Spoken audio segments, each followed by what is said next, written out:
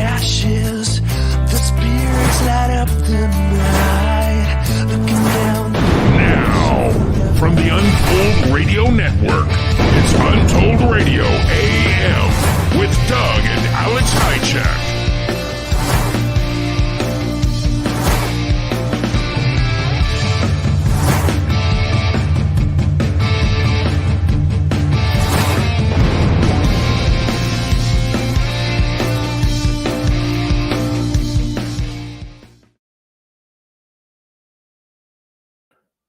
Hello, hello, hello. Hello. Welcome to Untold Radio. Are you ready for another packed show? Oh, yeah. This one's really packed. We've got our awesome audience. It's awesome. We really appreciate all you guys. Anyhow, we got a great guest tonight. We have Rich Daniels. He's an amazing man that we met in Wisconsin at the conference. And I, of course, cannot remember the name of the conference. Do you remember the name of the conference? It was a Paranormal Bigfoot conference. Like that.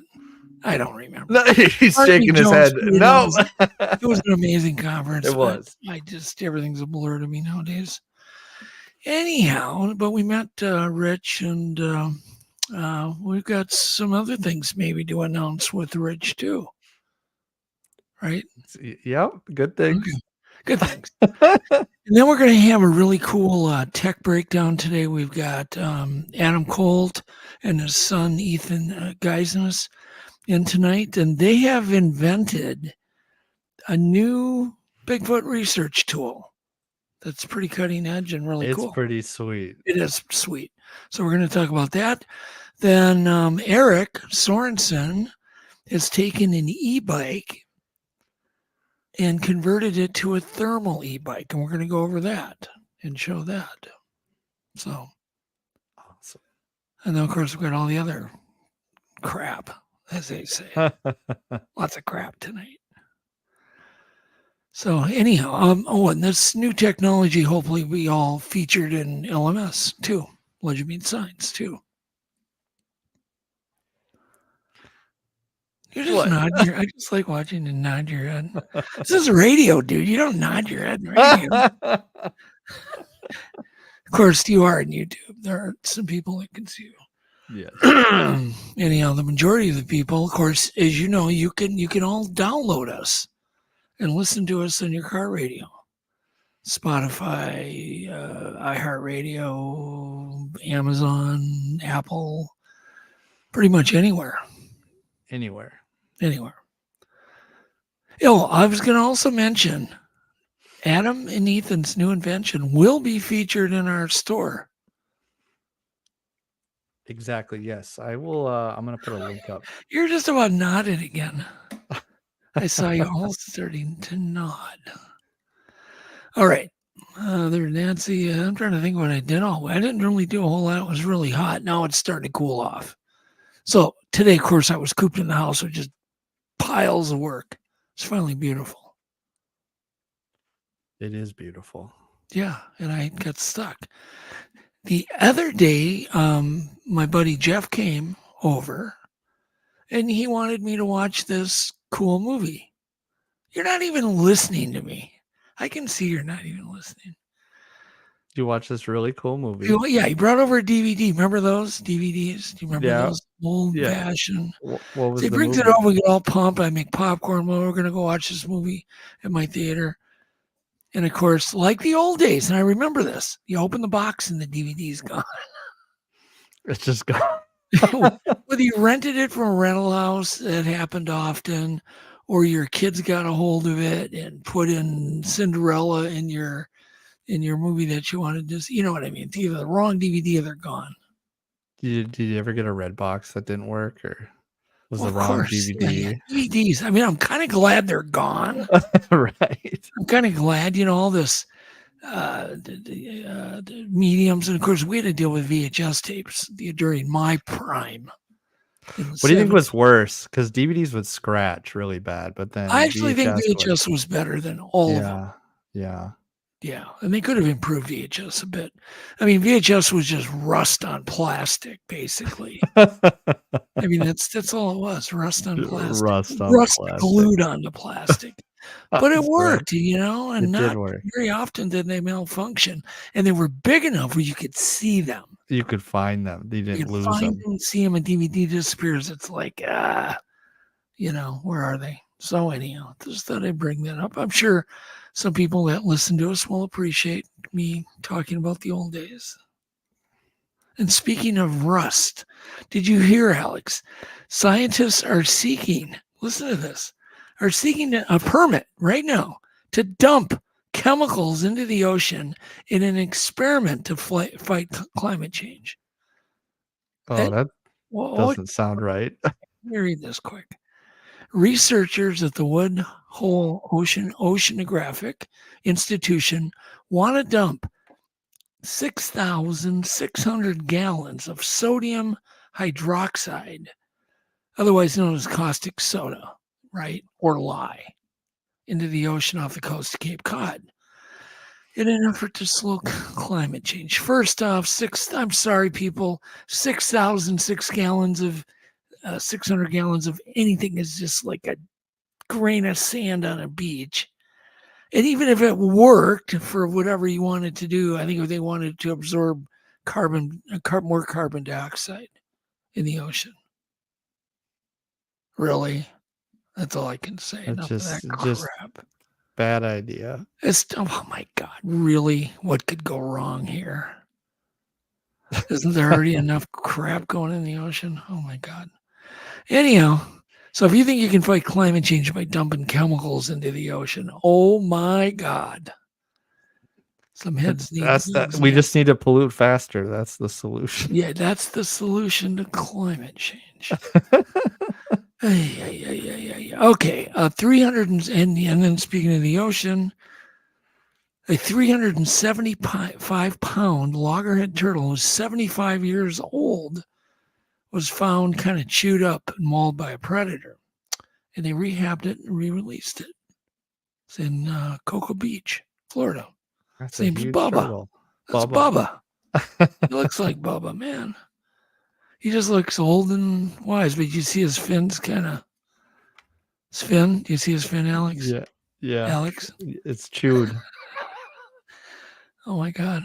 Yeah, it's kind of chewed looking. Yeah. Anyhow, apparently he's healed up and he's going back, and he was infected with like leeches and all sorts of parasites, and I guess it wasn't cool.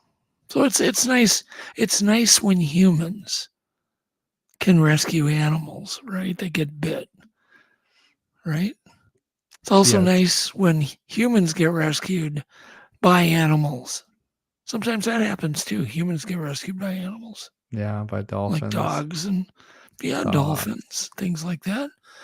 But sometimes animals bite us back, right? Sometimes they bite us back.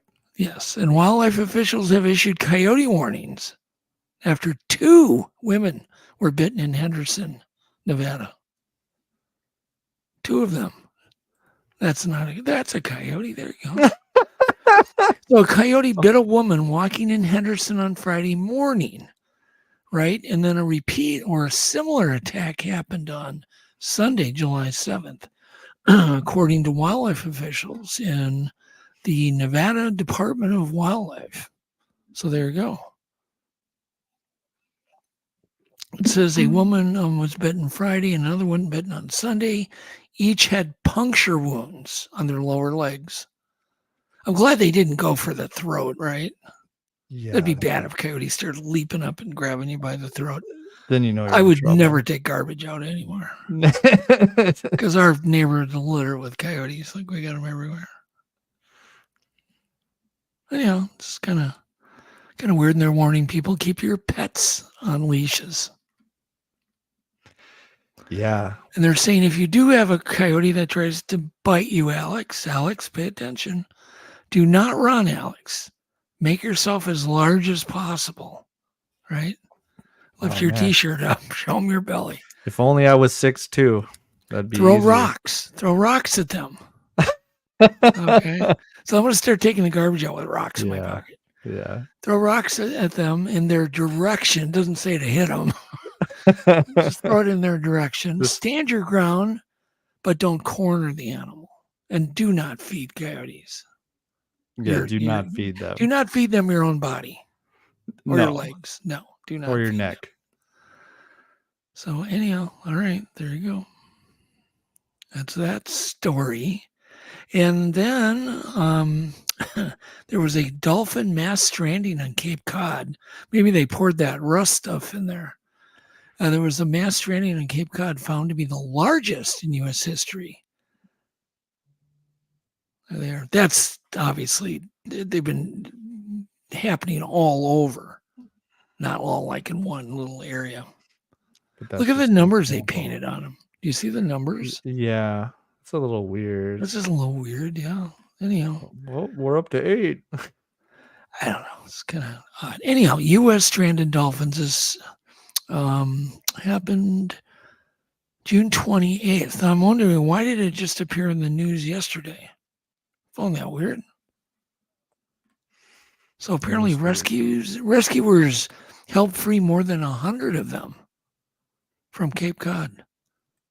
So that was a lot of apparently 102 dolphins survived this multi-day event. I always do wonder, did something get poured in the ocean? Yeah. Is it, earthquake activity, moon activity? We don't know. We really don't know what causes strandings. But apparently there were 37 natural deaths, and then 7 dolphins they had to euthanize. 7 of them. Yeah. So it's a long article. I'm like, holy jolly. Anyhow, we'll move on. But speaking of dolphins, I thought we could do a little Let's Stump Alex on some dolphin trivia. Oh, yeah? Let's do it. Yeah. Are we going to get an echo this time? No. I'm an expert at overthinking things that I shouldn't. You come across as a cool guy, someone who's the opposite. Let's really stump Alex.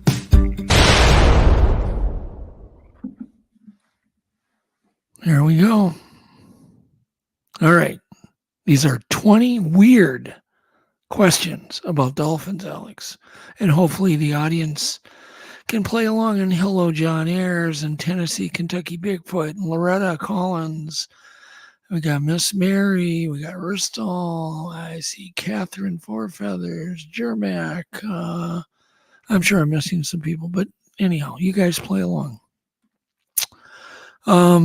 Dolphins can live up to 20 to 30 years, or can they live up to 70 years?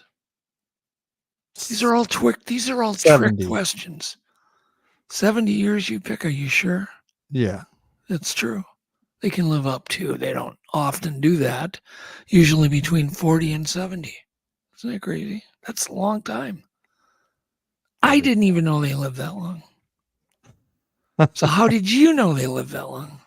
I heard somewhere they live a really long time. Uh-huh, sure you did. Fact 2. Some dolphins can hold their breath up to, is it 10 minutes, 30 minutes, or 50 minutes? How long can they hold their breath? Because they're mammals. They breathe air. 50. 50. You are wrong. We just stumped you. 30 minutes. 30 minutes. Yep, and they've been recorded to dive down as deep as 1,000 feet in 30 minutes. That's crazy. Jeez. But usually dolphins spend their life in shallow water. Yeah. You knew that, right? No. Of course. You didn't. You didn't know that. But now you do. Anyhow, okay. They can even swim at speeds between, is it 15 miles per hour, 25 miles per hour, or 30 miles an hour? How fast can they swim? 30. 30? You are wrong. We have just stumped you again. 25. 25. Let's see. Ristol said 30. Eric said 50. 70. Miss Mary said 70. Oh, that was on the page. She got it right. You're probably looking at chat. I'm gonna start watching your eyes again. I forgot about that. That's how you cheat. Okay. Dolphins are champions and taking power naps instead of sleeping at a time. You know how we sleep for many Yeah. hours, right? So how long do they sleep for? Is it 15 to 20 minutes or 30 to 40 minutes? How long do they sleep at a time? 30 to 40.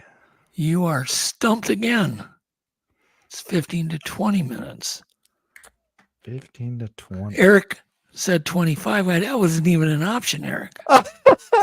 Eric, you need to have another whatever.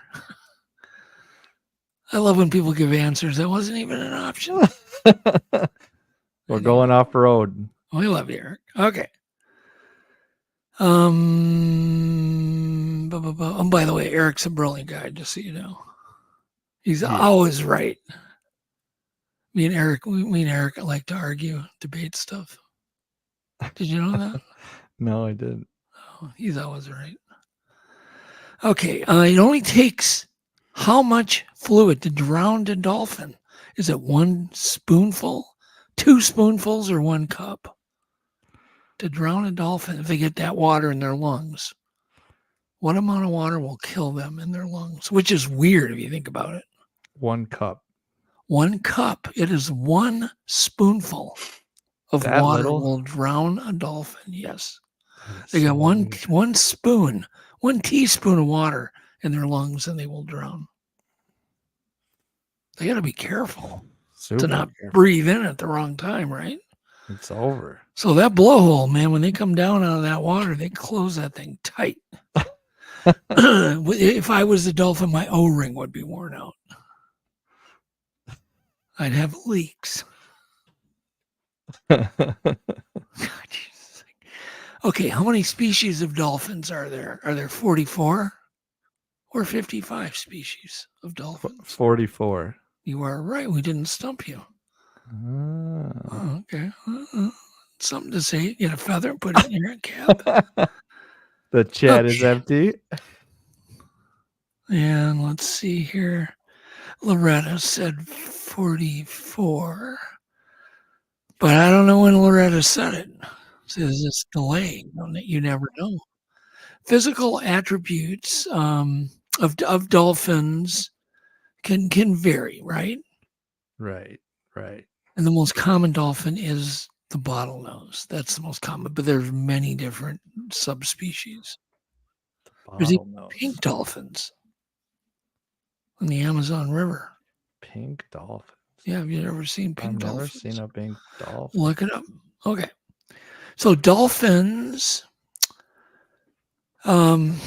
use their body for echolocation, right? But the question is, do they always chew with their teeth or do they never chew with their teeth? Always or never? Always. They always chew with their teeth. They never chew with their teeth. You know what their teeth are for? To What? catch prey and to actually pick up the echolocation. Each tooth is a little receiver. Oh, that's interesting. Yeah. See? Finally, I said something interesting. Finally. You know what I mean. That is interesting. Dolphins is. have 75 teeth, 100 teeth, or 25 teeth. 75? We stumped Alex. It's 100 It's teeth. 100 teeth? Yes, they have 100 teeth. That's a lot. But they use their teeth to catch, but then they don't chew it. They don't chew it. Swallow it whole. Yep. Okay, dolphins have, this is interesting. Dolphins have 1 stomach or they have multiple stomachs like a cow. Multiple. Multiple. Oh, good. We didn't stump Alex. Yes, they have multiple stomach chambers. How many pounds of fish do they eat a day? Is it 10, 15, or 30? How many pounds of fish? 30. You're right. We didn't stump you again. Loretta. Oh, by the way, Loretta got the multiple right. I see on multiple stomachs. Very good. Jason Loretta. Roddy says they eat a lot of fish. That's actually the right answer. That is a lot. A lot. It is a lot. Okay, we're just about done here. I know this is too much. Dolphins can or cannot distinguish between a golf ball and a ping pong ball. That's true. That's true. They can. They can't. They can't or they can. They can't. I still am confused on what your answer is. Okay, can dolphins? Can they distinguish Oh no. the difference between a golf ball and a No. ping pong ball? No. They can't. They can. They can see the dimples on them They can with their see it. echolocation. Yeah. Oh, that's sweet. Yeah. Do dolphins have a good sense of smell or a bad sense of smell? Bad sense of smell. You're right. They do. They have a crappy sense of smell. Who would know? Who would know? Do they call the organ that picks up or doesn't pick up, that's responsible for making the echolocation, that they call it the blob or the melon? That bump on their head? Which everybody thinks is their brain, that forehead. Yeah. Is it the blob or the melon? The melon. It's the melon. We didn't stump you again. Looks like a melon. Yeah, it kind of does. Are dolphins altruistic or egotistical? Altruistic. Okay, that is correct. They care for the injured, old, sick members. They help the wounded. Humans. If somebody's wounded and they can't breathe, they bring them up to the top. Yeah, they're very altruistic animals. They're beautiful. apparently compassionate. Do dolphins give birth to one calf or two? Two. Ha! We stumped you. Oh. It's only one. It's only one. They give birth to one calf. And do you know dolphins are the only mammals in the entire world that give birth backwards? Backwards. Tail first. Ah. It's the Tail only first. mammal. So that's a fact you can remember and cite at the next party you're at. Dolphins give birth backwards. The only mammal that does. Although it does happen to humans, but not on purpose, right? Yeah. Do dolphins have names? Do they name each other, basically? True or false? Do they have names for each other? Yeah. That is correct. We didn't stump you. It's true.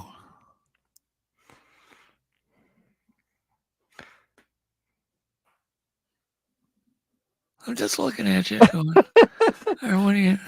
Okay. Anyhow, it says, apparently scientists have studied this. Dolphins use signature whistles. They name each other whistles. Whistles. So what would your name be? Can you whistle? Just make up something. I can't whistle. You can't whistle. Okay. No, I Everybody can't. just learned something about you. He eats donuts, but he can't whistle. Okay. No, it's going to be bad. So that's what they name you. You get a distinct whistle. That's your name. That's kind of so cool, isn't it? Yeah. Maybe that's what Bigfoots do too. Maybe that's why they whistle. Do they have a language? Or maybe that's why they say, the Native Americans say never whistle in the woods. Because you're calling something. Yeah, maybe you're calling By somebody name. a naughty name or something. Okay, that's like, there's so much here. I overdo everything, don't I? A little bit of overkill never hurt anyone. Well, I know. The oldest dolphin in captivity was born in 1943, 1953, or 1963. 1963. You have been stumped. It's 1953. And this dolphin passed away in 2014. Wow. There you go. That was in a park. It's a captive dolphin. They don't live as long. In captivity. Okay, this is the last question. There are things called superpods of dolphins, right? Right. Is a superpod, is it 500 dolphins or is it 1,000 dolphins all together in one area? 500 or 1,000? I mean, that's a lot. 500. You have been stumped. A superpod of dolphin consists of over 1,000 dolphins. Wow. And apparently they do these big groups and then they go their own ways after a while. It's kind of weird. That's a huge group. That is a big group. Oh, last one. I keep saying that. I like dolphins. They teach babies, or they don't teach babies, how to use tools. They either teach their babies or they don't. Do dolphin use tools? And do they teach their young how to use tools? This is a trick It's a question. trick question. Yeah, they're all trick. Yes, they teach them how to use tools. They do. You have been unstumped. They do. They teach their kids how to use tools, like rubbing their body on certain soft corals, coating their skin like sunscreen with certain plants, covering their snouts with sponges to protect them while foraging. Did you know that? No, that's incredible. Isn't that incredible? And how can you tell the difference between a dolphin and a porpoise? One has legs. They don't stroll, Alex. Dolphins and porpoises don't stroll. Dolphins are bigger than porpoises. Oh. Porpoises have longer beaks with kind of a curved dorsal fin. Yeah, There you go. that's what I meant. Yeah. Well, that's enough. Hey, let's do tech breakdown right now. All right, let's do it. I hope.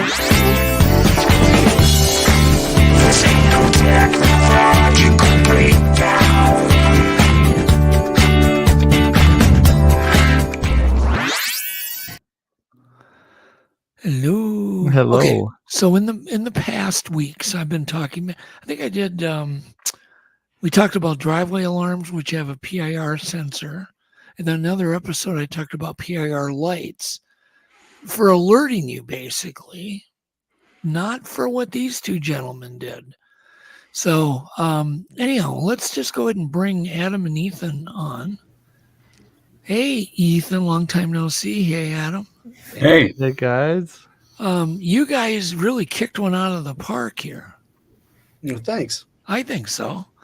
So why don't you start, Adam? You explain how this all came about, and then we want to play the commercial. I know Ethan wasn't Ethan the craftsman that put this together, though.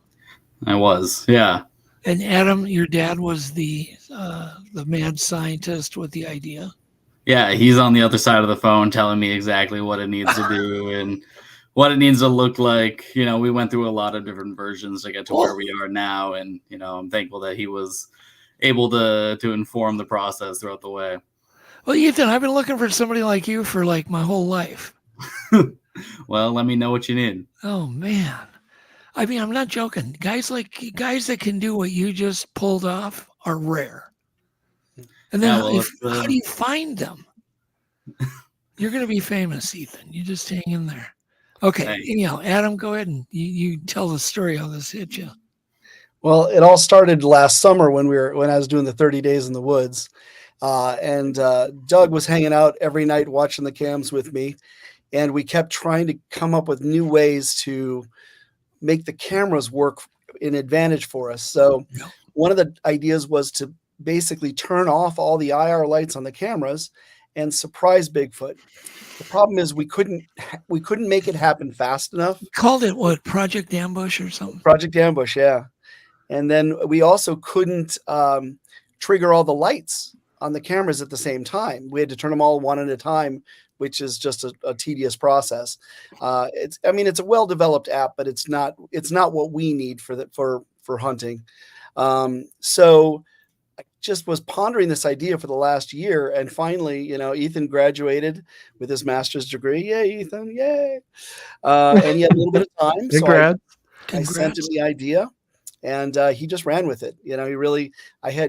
He did all the work, all the design and everything. I just fed him like, no, it's got to be able to do this. It's got to be able to do that. And he's like, he just made it happen. So isn't that cool? And I see a logo already. This is so cool because this product is really needed. It really is needed. And you guys just hit it out of the park doing it. Thanks. So, okay, we got to hear about how much time this took from Ethan to put this complex thing together. Yeah, I mean, from conception to completion was probably about 2.5 weeks. Whoa. Yeah, like I really did throw myself into this, daily updates to Adam. I made this at home on my home 3D printer. So as soon as there was a new idea, I just would get it in CAD and start printing it so it would be ready for the next day. Well, let's show the video so people know what the hell we're talking about, and then we'll come back and we'll talk more. Yeah. Ambush 4 is the first product from ProSight IR, Light the Night. The new AI cameras are great, but because the IR lights are built in, when an insect crosses the camera lens, the iris closes down and darkens the background completely. These cameras are going to be triggered by close subjects like spiders, crickets, and even plants and trees blowing in the wind. So if you want to capture more big game on your SD card, you're going to need the Ambush 4 192 LEDs in total, emitting invisible 940 nanometer light. It has daylight sensors to save battery life. It includes a waterproof on-off switch and a port for recharging its long-lasting battery. It's also equipped with a PIR sensor, which allows it to detect the heat from animals within a 20-foot range. Ambush 4 can be hung like a standard bear bag. Use the built-in double reinforced eyelets to tie off the paracord. Simply turn your unit on and lift it to the desired height, up to 20 feet above your subject. When it enters the sensor's range, it's ambushed by a blast of invisible IR light. You have an ultra-wide field of view, and your subject is illuminated perfectly. Visit ProSightIR.com to inquire about yours. Amazing. This could be a game changer. Let's hope so. Yeah. That's the wonder. Obviously, we're going to have one up in Snowgrove. Yep. Maybe a couple of them if it gets more 2. done in time. Yeah, depending. But what's so cool is not only do the IR lights, we believe, scare off like a Bigfoot if they're on, right? Right. The PIR sensors, there is nothing emitted from those sensors. Nothing. It's passive. Everybody thinks there is. They gather energy. They gather heat energy from a Bigfoot or a deer or whatever. They sense the heat. So there should be keyword, nothing. This is up in a tree. It's not a camera. Everybody says Bigfoots are afraid of cameras. This is going to be the ambush. It's boom. There's the lights. Yeah. And you could put multiple lights along a game trail, so as they run away or run towards you, you've got, the light just continually follows them. Yeah. And it's perfect lighting. I mean, it's really amazing. I have to really congratulate you guys on coming up with this new light. And I love the way it's got 4 sides. Mm-hmm. So no matter where something is, they're going to get lit up just perfect. Yeah, Ethan sent me some diagrams of the light dispersion, and it was really impressive. So all the lights, are aimed at a specific angle so that they collide in the center, but they still spread out. And as you can see by the photo of the deer, that it works perfect. It's exactly what we wanted it to do. Okay, now Caillou Ninja asked a question, really good question. Yeah, but Doug, what about the batteries and what electrical hum? There will be no batteries being used until that PIR gathers the sensor and then trips the batteries on. It's too late by then. Right. There's a small amount of energy used by the PIR sensor, but the lights are not drawing any power until it trips. Right. That's why I love the name, Ambush. Yeah, it is an ambush. I really don't think that something way up in a tree. I mean, everything puts out a little tiny bit of voltage, even humans, every bird, every animal, every cricket. We all run on electricity. That PIR sensor, could you possibly get the draw on that? Or maybe Ethan knows the answer to that. Can you ask the question again? Oh, what is the actual battery draw in milliamps of the PIR sensor? It's got to be just It's minuscule. minuscule. Minuscule, yeah, it's really low. Like microscopic amount of power. Mm-hmm. But it would be cool to know that. Like, Yeah, it would be I haven't cool to done the know that math. because, like, even a cricket puts out battery power.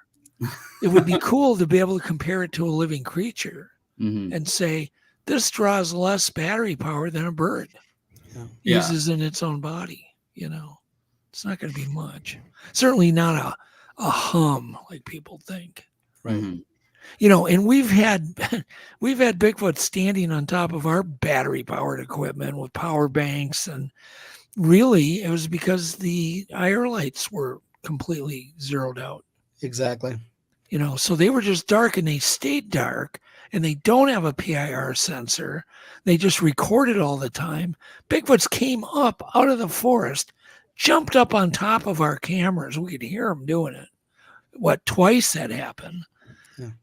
And they weren't bothered, and those things were running because they were drawing power from a power bank, and that didn't bother anything. Yep. You know, and I can tell you this, that the camera's drawing power from the power banks is a lot more than the PIR sensor drawing power from the battery. Do you know what those WISE cameras draw? That's quite a bit, actually. Yeah, well, it depends if the IR lights are on or off, but I want to say it's about 10 amps, 10 watts. Okay, 10 it's watts. not a lot. Yeah, that sounds about right too. Yeah. Because those batteries have probably about, I'm thinking about 150 watt hours, those power banks. Yeah, some of them have even and more. they went about 6 hours, 8 hours before they burned, before they were drained. Continuous recording, yeah.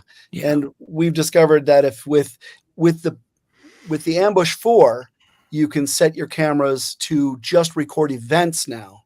And once that light blasts, it's going to trigger the event happening. Yeah. So your cameras can stay out in the woods for days now. Yeah. Oh, that's super awesome. So it's efficient. You're not recording all the insects and everything that's close up to the camera all night long because it can't see it. Right. So. Yeah, because your cameras have no IR lights now. They don't need them. Exactly. That's the beauty. This is brilliant. Okay, so Ethan, I want to hear this adventure. We don't have a ton of time, but go ahead and tell me how this, just kind of how you started. He comes up with this idea. Your dad calls you up. Where the hell do you start? What did you do?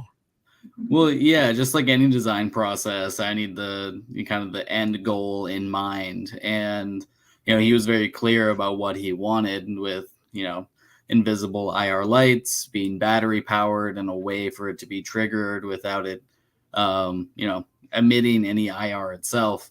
And so it became pretty clear about what the direction was for the components of it. And from there, it was just figuring out, a form factor of how it all fits together, how it can be made and home by us.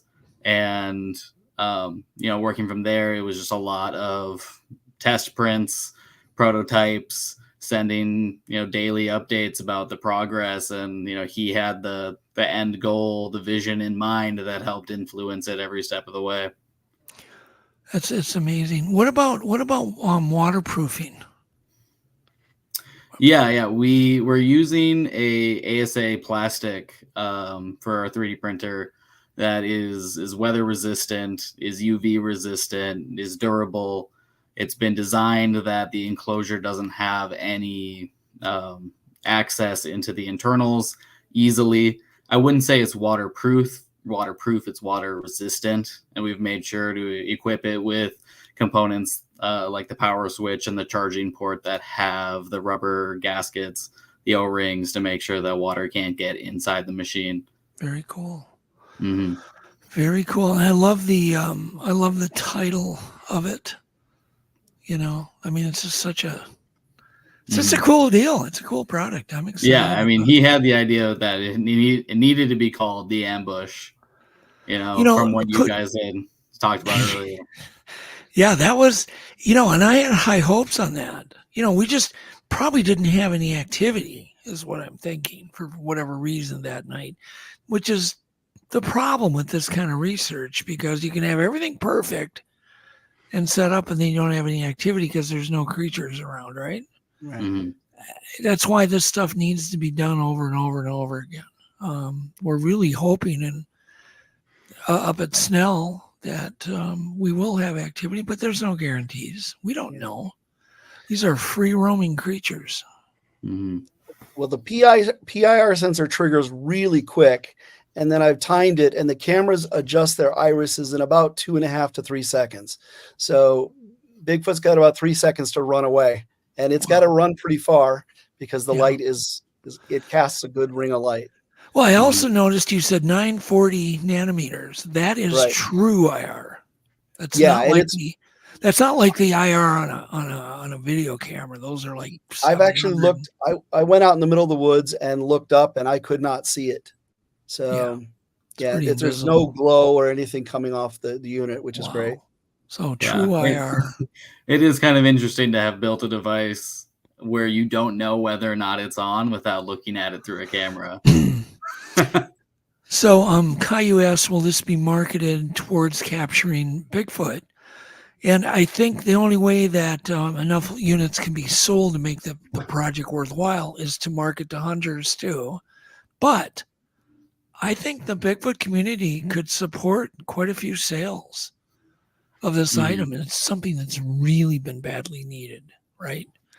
For a serious researcher or a serious research team, this is the way to go. There's no doubt in my mind. Well, thanks for the Yeah. support. Yeah, I mean, no, it was made by Bigfoot enthusiasts for Bigfoot enthusiasts. Yeah, well, Like- I love products that are made out of need. I like to invent stuff too, and it's always done out of something of like, I need this. And then I don't feel bad about inventing it and putting engineers to do it, because if I need it, other people need it. And this is something other people need. There's no doubt in my mind. We needed it really bad, Adam. Yeah.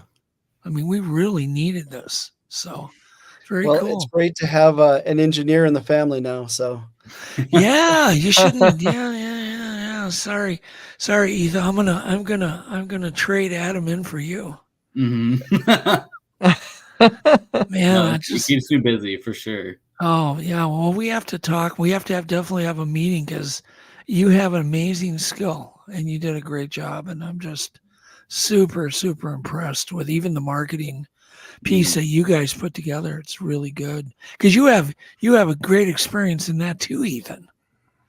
In video marketing production, yeah. and video production, as your dad does. Mm-hmm. So yeah, no, it's really cool. So if anybody has any questions, we can get them to. You can leave them in the comments, and then Adam can answer them in the comments. So not in chat. Don't leave your questions there. Put them in the comments, and then these guys can get back to you. And they will be for sale tonight, right? They can find the link, and people want to see what they cost. They're not cheap, but I think they're really well worth it. Think of the money you spend on a game camera. You know, this makes everything doable. So with that, thanks. Great. Thank you. We'll talk soon. I'm going to see you on what day are we meeting, Adam? Thursday, right? Tomorrow. We're meeting tomorrow again. Okay, cool.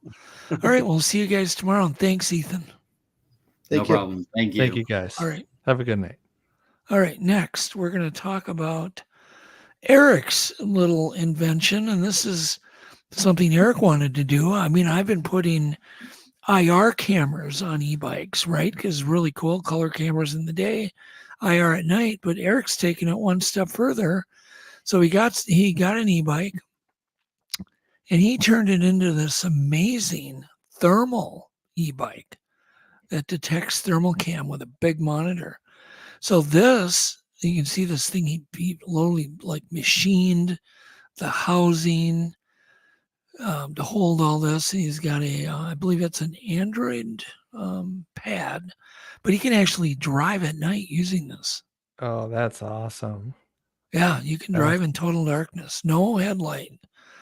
You know, where my e-bikes need those little IR emitters, which are not 940 nanometers. They're probably like 700 nanometers. This is a game changer. For research, yeah.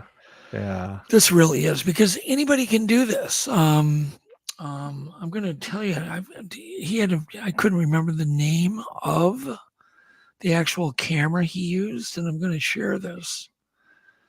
It is a X infrared. It's called X infrared, and the model number is XH09 camera. And these are these little micro infrared cameras. They're not that expensive. And Eric's been really, really impressed with it. So there's the entire bike. So this thing is loaded and ready to go, man. He tested it last night. It's pretty exciting. Super slick. I think it's slicker than heck. So anyhow, we're gonna be featuring this in Legend Meets Science too, on some expedition stuff. That'd be sweet. So once again, everybody who's within shot of my mic can build this. You don't have to do it as fancy as Eric did. You can mount it with, you can just duct tape the damn thing on, right? And I'm sure Eric is happy to provide mounts for people for a fee, of course. So, and we can put you in touch with Eric if anybody has, things they want to talk about, or get a hold of me. So anyhow, it's very cool. Thank you, Eric. We're looking forward to testing this out. I see we have Buttworm back in the chat tonight. He says, great idea. And when Buttworm says it's a great idea, you know it's a good idea. You listen. You listen. It's rock solid. How are we doing for time? I think we're just going to bring on Rich here. It's just time goes by so quick for me because I have so much fun. I know. There's so much to do. It's like, how in the world did that much time go by? But it was important. We just go longer is what we do. Like when we run over with this other stuff, we just go longer. So don't worry. You're still going to get the same amount of Rich. Okay. So Rich he's going to share his personal experiences from back in, I think in 2000, where he encountered a Bigfoot in Western Maryland. So, and I'm not going to get into all the details, but he's had an experience that's really amazing. I can't wait to hear it from him firsthand. But his account highlighted, that he highlighted such a profound impact on him, right? And he knew that this would have impacts on other people. And so he started contacting or having people contact him. So he worked with 140 different Bigfoot witnesses to see how this impacted him. I may be wrong on some of these numbers. I'm going off memory. But I just think it's cool. He's also an author, and he's written 2 books, and we're going to show those and talk about those. So let's bring Rich on. Rich Daniels, there he is. Hi, guys. Hey. So it's good to see you again, Rich. I was so impressed when you spoke in Wisconsin. I was like, dang, this guy just really knows his stuff. And I knew right away the moment I heard you, I'm like, we got to get him on the radio. And then we have been in discussions, and it sounds like we're going to be doing a show featuring Rich and all of his wonderful knowledge coming up soon on the Untold Radio Network. Yeah, I think the paperwork is all taken care of, and I'm going to be getting some short videos out for people, and basically just addressing one specific issue at a time, and we're going to be taking it one step at a time going through there. So it's going to be like the title of my book. It's going to be called Footprints in the Mind. Yeah, so it'll be just one little step forward. Yeah. Oh, there we go. Yeah. That's a cool cover. Cool cover. Yeah. So okay, but let's start. So you did something no one else has ever done. You actually interviewed witnesses for the purpose of studying their trauma and the effects that their encounter had. But let's start with you first. Well, tell us your encounter. What happened? Well, first, I've had 4 up-close encounters, and the first one was in, as you mentioned, January of 2000. And I was living and working in Western Maryland, And coming home one night, late in the evening one night, about 9 or 10 o'clock, to the house of the young lady I was dating at the time. And she lived out in the sticks. I mean, the woods were 40 feet from her, from her door. And we went in there to, we got out of there, out of the car. And the moment we got out, we could hear that something big was moving around in the woods. And in that area, when you hear a big animal moving in the woods, you think black bear. And we hustled everybody and everything inside. And we had been out for a picnic that day. We had a particularly warm day in January, so we didn't waste it by going out. We went out and had a picnic. And my job was to carry all the leftover food and dishes and everything into the house. Well, I didn't want to make 2 trips with a black bear prowling around, so my arms got really full. And the only thing I had to shut the hatchback on her car was my elbow. So I pushed it down, ran inside, no big deal. A few minutes later, she just put her kids to bed and came down and went to look out the door to see if she could see if the bear was out there. And what she really did see is that I have an incredibly inefficient elbow, and that the hatchback on her car didn't get all the way down. The dome light in the car was on. So I'm the guy, chivalry's not dead. It's just old and tired. And I'm going to go out there and I'm going to take care of it, so she doesn't have to go out and face a bear. And going out there, I had spent enough time in the woods. I knew that night vision is limited, but it's still valuable to be able to go out there. So I went into the little mudroom that we had there on the door, and I just turned the lights out there and I turned the exterior lights off. Because if a black bear was coming at me, I just wanted to have some warning. I wanted to be able to see what was going on. And after a couple of minutes, I just got the idea that, wow, there's more light out there than I had any appreciation for. I can't tell you if it was a full moon or a near full moon, but there was a good amount of moonlight that was being cast there. And then just a little ways away, there was a lamppost that had, a good amount of light coming off of that. So I could see moderately. I felt comfortable going out there to do it. So I walked out and my eyes were on the tree line, one particular point in the tree line, because it was clear. The rest of the tree line was bushes and briars. And a bear is not going to come through that. They're very pragmatic about that. They don't want to get hurt trying to go after prey and stuff like that. They're smarter than that. So if they're coming out, it's coming out of this open area. It's about 15 feet wide, and it just went, it was clear straight up to the canopy of the trees that were hanging down to about 5 feet. So about 15 feet wide, about 5 feet high. I'm watching this as I go there, and I get to the back of the car, and I shove the hatchback down. The moment I do that, I see movement in that space. And this is where it started to get really weird, because the movement wasn't across that space and it wasn't coming out of that space. The movement that I saw was straight downward. Straight down. Straight down. And it puzzled me. And I stared and I stared, and I could see something was there. It was like a brown shape against a black background. And the first thing I realized is that this thing was massive. It was huge. The head of this thing was up to the canopy of the trees, 5 feet up.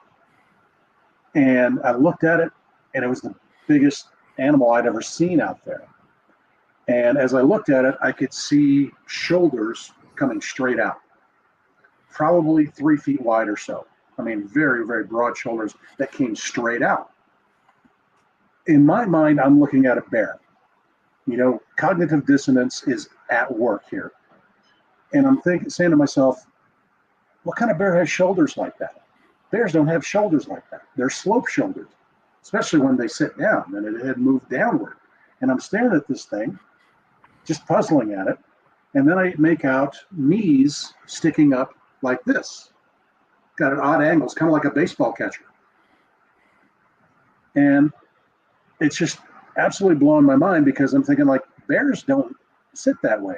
They don't sit like that. They sit down on their haunches the way a dog does, or they just sit down on their behinds and their legs stick out. And I'm thinking, like, what kind of crazy looking bear this is? And it's 40 feet from me. And I stared at it, and I mean, that's what was happening in my head. I just couldn't connect the data that I was getting to what I was expecting. And after about a minute, I hear my girlfriend at the time say, what are you trying to do? Get killed? Sticking her head out the door. And there I snapped back to reality. And I went, oh, there's this massive bear sitting there. It's 40 feet from me. And the thing that clicked into my head immediately is that you don't want to run because they will come after you. Just, you'll trigger that hunting response that they have, that prey response. So I decided to just back up. I had about 25 feet to go, so I just backed up with my eyes on this thing. And I made it about 10 feet, and it hadn't moved. And I went, okay, I'll just go. And I turned around and I walked into the house. No problem after that. Okay, we stayed up a little while making sure there was no trouble with a bear being around or something like that. Nothing happened. A few days after that, I saw some buddies of mine that were hunters, and I told them, I saw this massive bear the other night. You won't believe it. It was really weird. And they just said, oh, bears don't get that big. That doesn't happen here, that kind of thing. So that gets it's just one of those weird things, that comes up in life. And I filed that back in my memory somewhere. 5 years later, now in 2005, I was no longer dating that lady I had met, the lady that became my wife, and we had moved to Orlando, Florida. And one of the things that I deal with on a regular basis is insomnia. And one of those nights where I just couldn't sleep, I'm sitting there flipping through the channels at about 3 o'clock in the morning. Okay, and I have to tell you, prior to this, Bigfoot was not in my mind. It's not something I thought about. I mean, you'd see the supermarket headlines and that kind of stuff, and that's about it. But it's just nothing. I mean, if anything, I was interested in looking through telescopes and, stargazing, that kind of stuff. So, Rich, would you say you were like agnostic? You just didn't care either way at that point? No, not at all. It's not something I really thought about. Not something that was a big deal to me. And, I'm sitting there flipping through the channels, and I come across this show on Bigfoot. And I remember saying the words, "This will put me to sleep." So I decide to watch it. And about 15 minutes into this show, a guy from Washington comes on. And he describes something that he was dealing with, an incident that happened out on the deck of his house. And he had come out of his house, the sliding glass doors, and looked around. And over at where the railing of the deck met his house, something was crouching in the corner. And he described what he saw. And that was about a 95% match to what I had seen 5 years before in Maryland. And at that point, I got a cold chill. I broke out in a cold sweat. My hands were shaking. And I went into the bathroom to splash some water on my face, and all the color had drained from my face. The thought of what had been in front of me just 40 feet away and what it could have done to me had it wanted to. I mean, let's face it, these things are huge and they're powerful. And that thing could have waltzed across those 40 feet and pulled my arms right out of the sockets, and there's nothing I could have done. And Rich, that just terrified me. Can I interrupt you? Go. One of the things that I don't want to forget, you said it dropped. Did this thing leap out of a tree or some damn thing? I think it was just crouching down to get a better look. So it stood up. No, it didn't stand up. It crouched down. Oh, it crouched down. So what I witnessed at that point was basically the biggest catcher in baseball you'd ever see in your life. I mean, it was a massive thing just sitting there. I got you. So it went from standing position to a catcher position. Yeah. And if it hadn't moved, I probably wouldn't have seen it. But it was that motion that caught my eye. And, it struck me so hard. It felt like a jackhammer had hit me. And it just terrified me, absolutely terrified me, because something that wasn't supposed to be there had showed up in front of me. And it was absolutely scary big. It was massive. And I was in kind of like a stupor almost for 3 days. I walked around just not saying anything to anybody, not doing anything much of anything, and just kind of lost in my thoughts. And at that point, my wife stopped me and she said, "Hey, what's wrong? There's something wrong with you."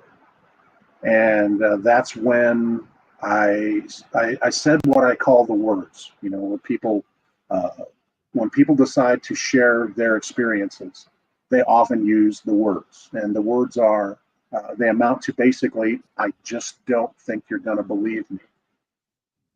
And I was very lucky at that time. My wife wasn't one who had ever, again, she had never thought about this either. It had never been something that she did. And for the entire time that she was alive, she never told me one way or the other whether she believed in this thing or not. But she saw how it impacted me and what it had done to me. And as I told her the story, she listened very intently, and she was there to help. And she said, "Well, I hope talking to me helps." And, when we talked about it, more and more over the following weeks. And to be honest with you, bless her heart, I mean, everybody who has one of these experiences really needs somebody like that. Yeah. They really, so really it sounds need like you somebody found just that in listen. your wife. Oh yeah, absolutely. I want to back blessed the to have truck. I want to back the truck up just a little bit. Mhm.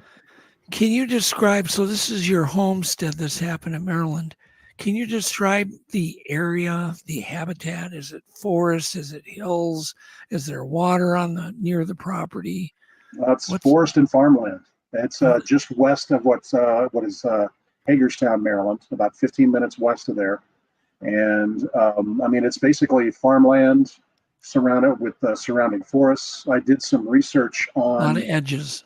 Yeah, I did some research on the area just over about a half a mile away, over the top of a very large hill. There is a game preserve area for hunters. And I thought, wow, that's a place to hold up if if these things are looking for food or whatever. The habitat really matched. I mean, we used to use that space in the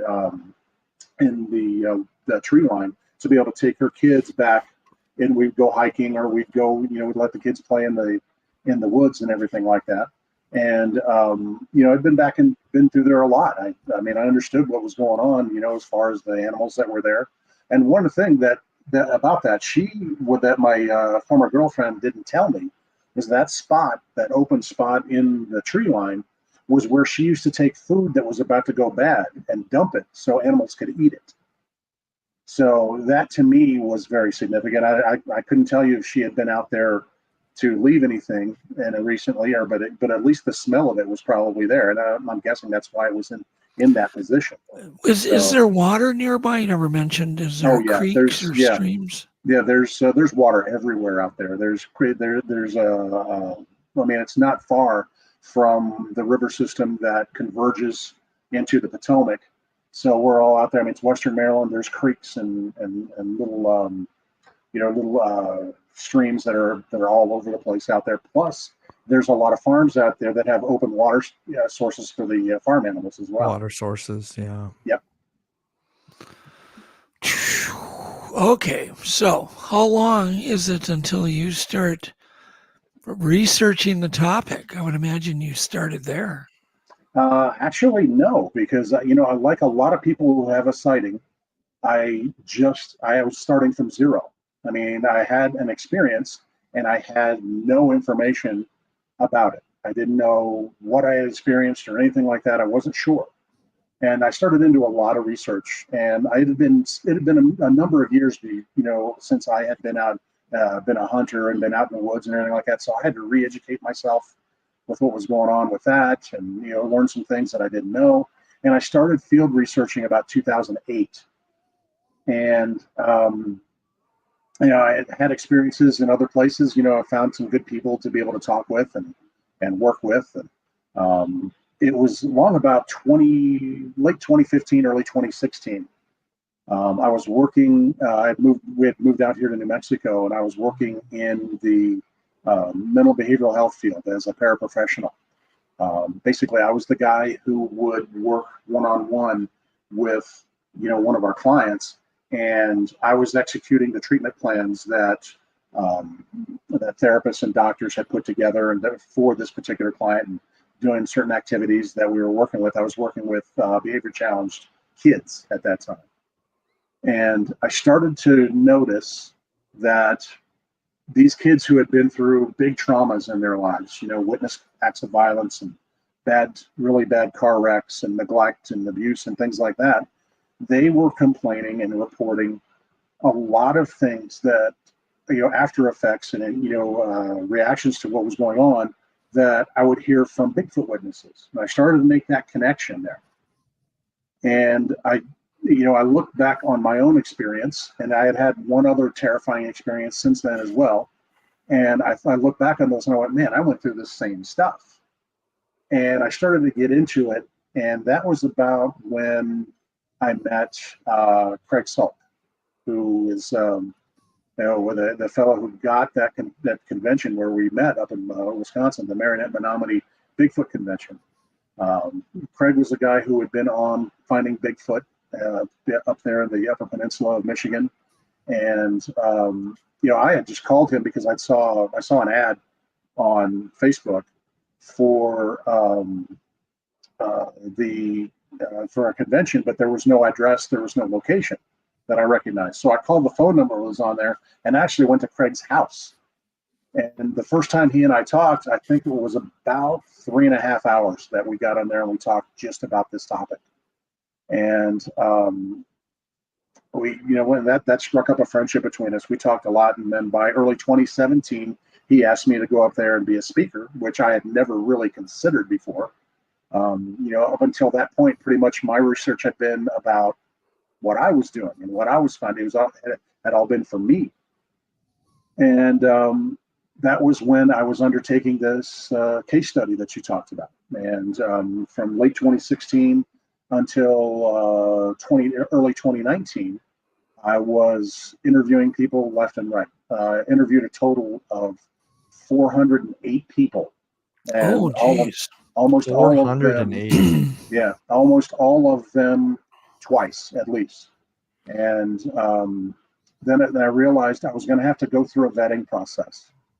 When you're going to put a case study together and you want the data to be as rock solid as you possibly can, I had to come up through a vetting process with the people that I had. And through that vetting process, I whittled it down to 148 cases that I included in that study that I published in 2019. And that was my second. 2017 was my first trip up to that convention, and 2019 was my second one, and that's where I released that study. And that's some telling data in that study. I mean, in some ways it was surprising, and other ways it was what I had expected to find. So, what was there any type of sighting or encounter that affected people more than others? In other words, if people were in their car driving, did those people also have trauma? Mm-hmm. And it was across the board, pretty much to all the people that I had talked to, because I had really gotten into a lot of Facebook groups and was talking to people, and I would listen for people to, and see their stories, and I would contact them and say, hey, do you want to talk about this? I'm studying this. I'm trying to get quantify what's going on with people. And that's how I met just about all of them that were there. I think I did maybe 16 live interviews. The rest of them were all conducted, either on the phone or video calls, stuff like that. And there were all kinds of experiences that were on there, all kinds of circumstances that were on there. I mean, you name it. There were people that, had gone through this, where there were road crossings. There were people that just saw what I call the sentinel, that one standing next to a tree by the road, just standing still. All those type of things, people out for a hike, people out for, a ride, the mountain bike ride, that kind of stuff. But across the board, there had been significant impact for just about all of them. And it really comes down to a lot of variables that go into that particular person's personality and their ability to deal with acute stress. And it was very much in that way, it was very similar to the traditional, or not say traditional, but more commonplace sources of stress that you get. As I mentioned before, the car accidents and the acts of violence, warfare, that kind of stuff. So was there a rating that you put, like how much stress, and was it really equal to like even car accidents? And it was Wow. because there were people that had the same traumatic effects that were going on that you would see from those particular things. And I didn't want to gauge it like that. I didn't want to put, a label on that kind of stuff, because these are all very individual experiences. But I can tell you that the reactions for these were basically on the extreme end. You're talking about people that had nightmares and night terrors and, all kinds of sleep disruptions and headaches and anxiety, those type of things. Those aren't uncommon when it comes to acute stress, scenarios. Well, I know, but what? Okay, if somebody's in their car and they're doing 40 miles an hour, and they see one cross in front of their car, they're probably not in danger.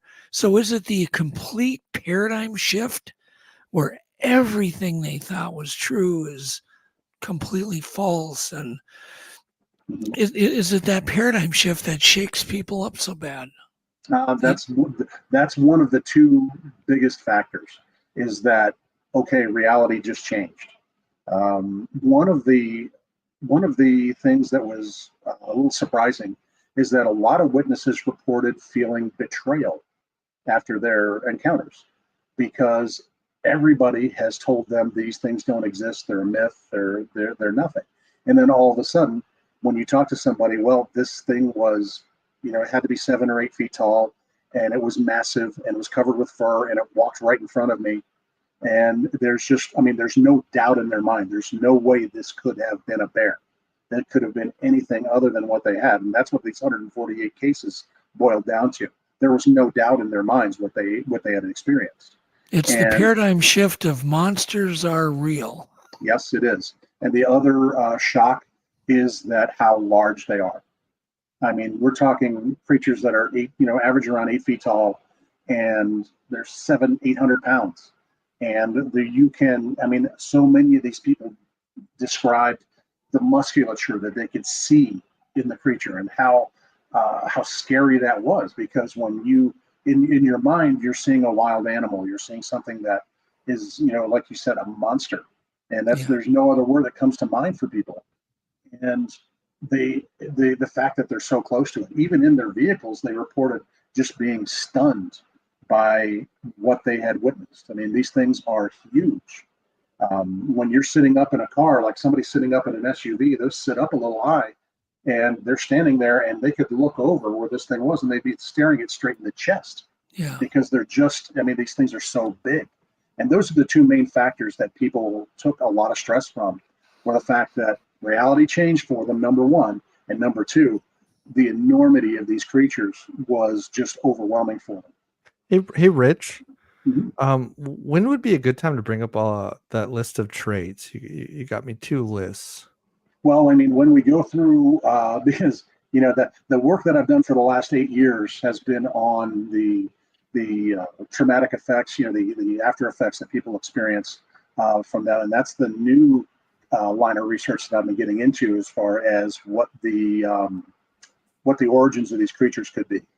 And I think I'm on the right track for it, but we'll see. There's a lot of work to be done yet.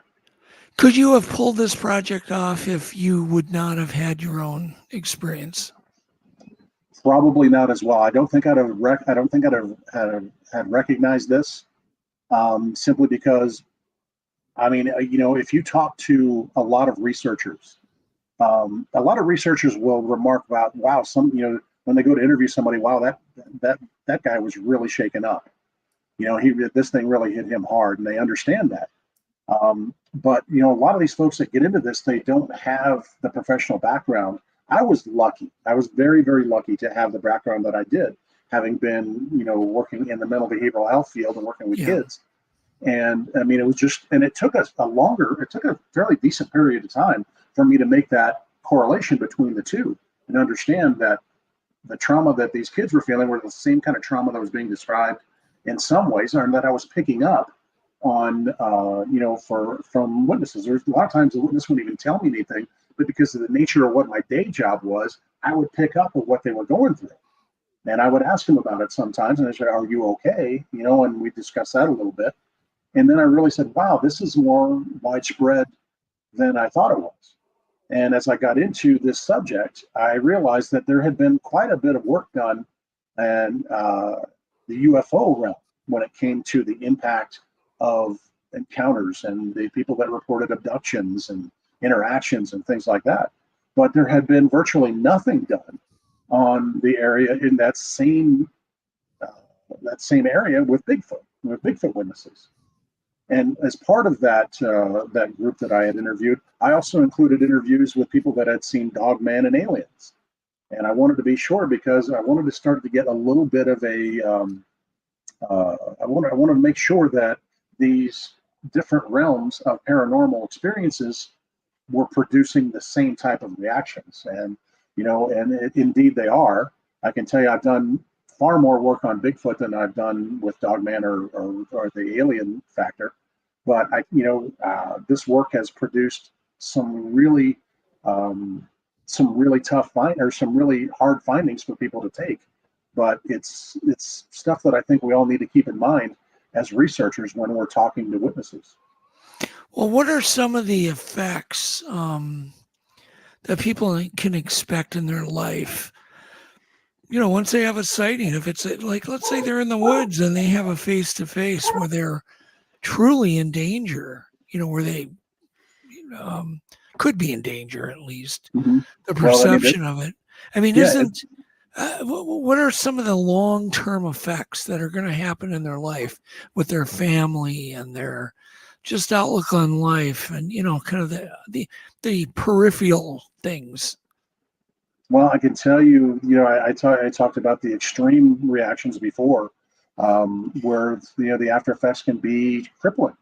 You have somebody that can't sleep at night and they couldn't, they couldn't operate, they couldn't function because of the anxiety, because what you're dealing with a lot of times are triggers and things that trigger these people, trigger that memory.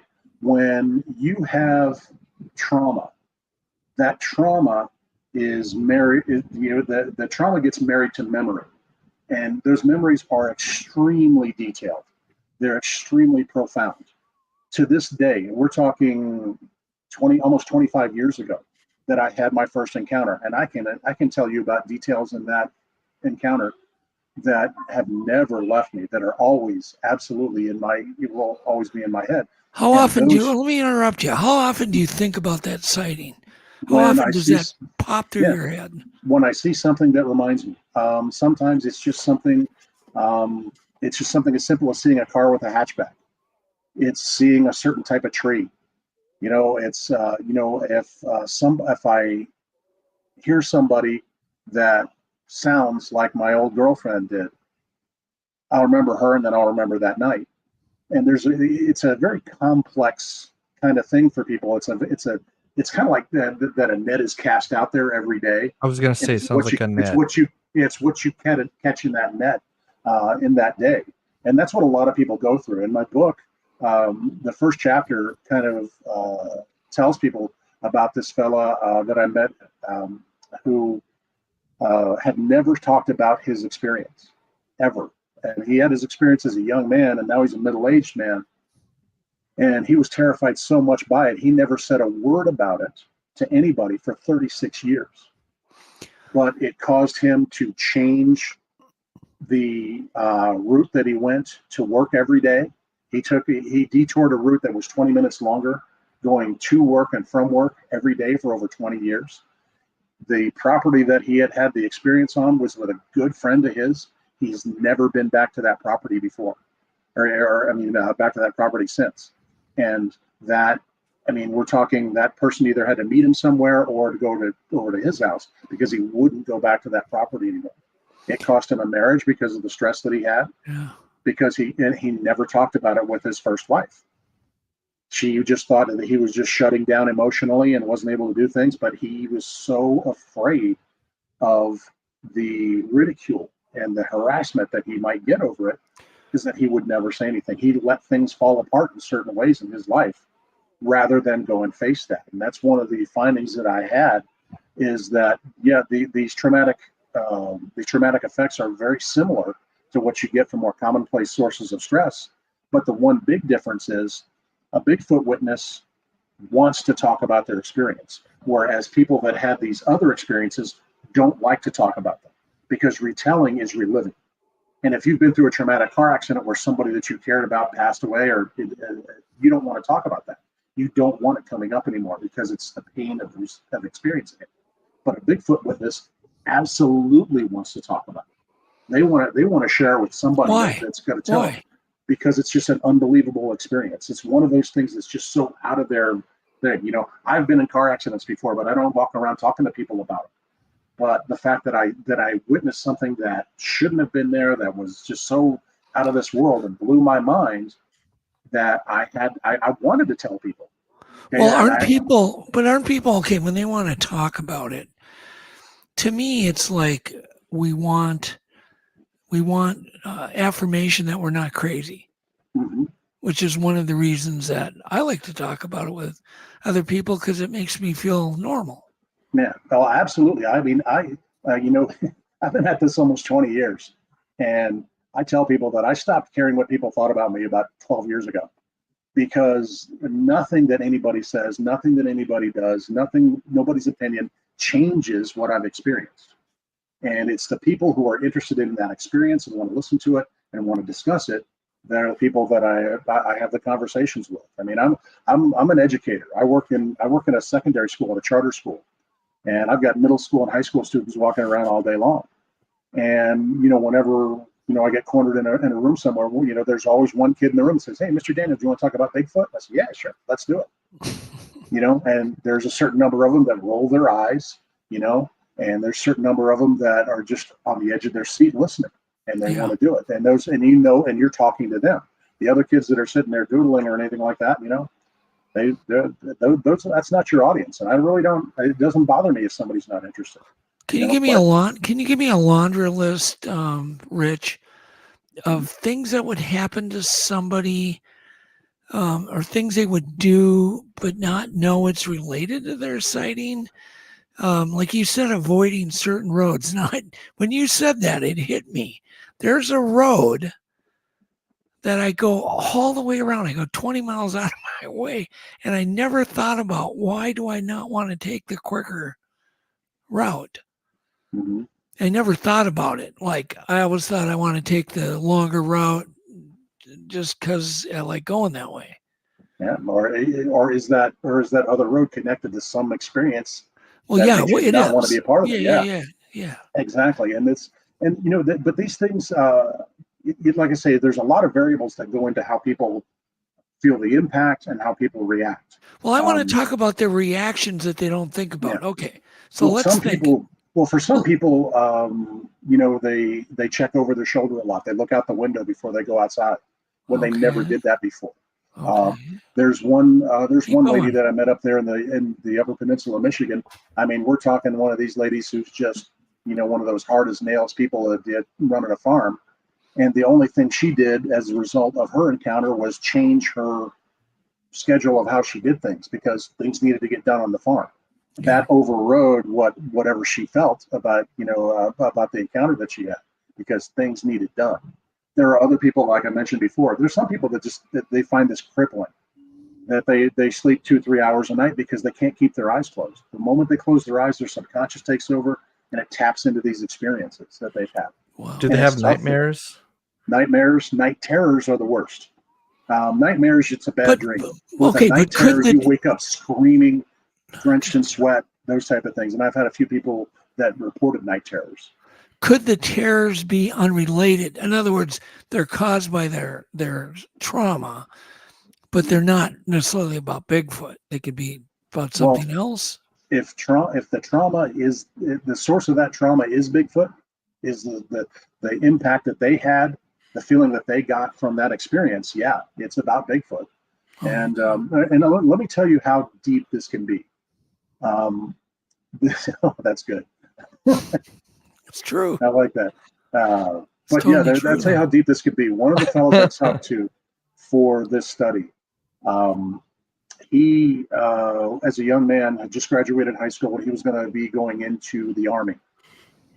And he had about 2 weeks before he had to report, and he went to a family property where it had been his sanctuary his whole life. There's a little cabin there. There's a lake where he could fish, out in the woods, all that kind of stuff. It was his place to go.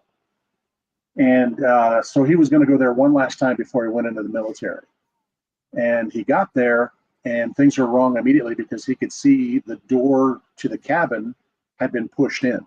And it was a door that actually opened out. So somebody had to hit that door really hard to push it in like that. He gets in there, and the place had been ramshackled, but it wasn't. Nobody had stolen anything. It had just been, basically he thought it was kids vandalizing. Can you describe the damage? Oh, just kind of like what happened in that cabin up in Snellgrove. Snellgrove, yeah. Kind of that scene. Things had just been pulled down and dusted up, and run into and things like that.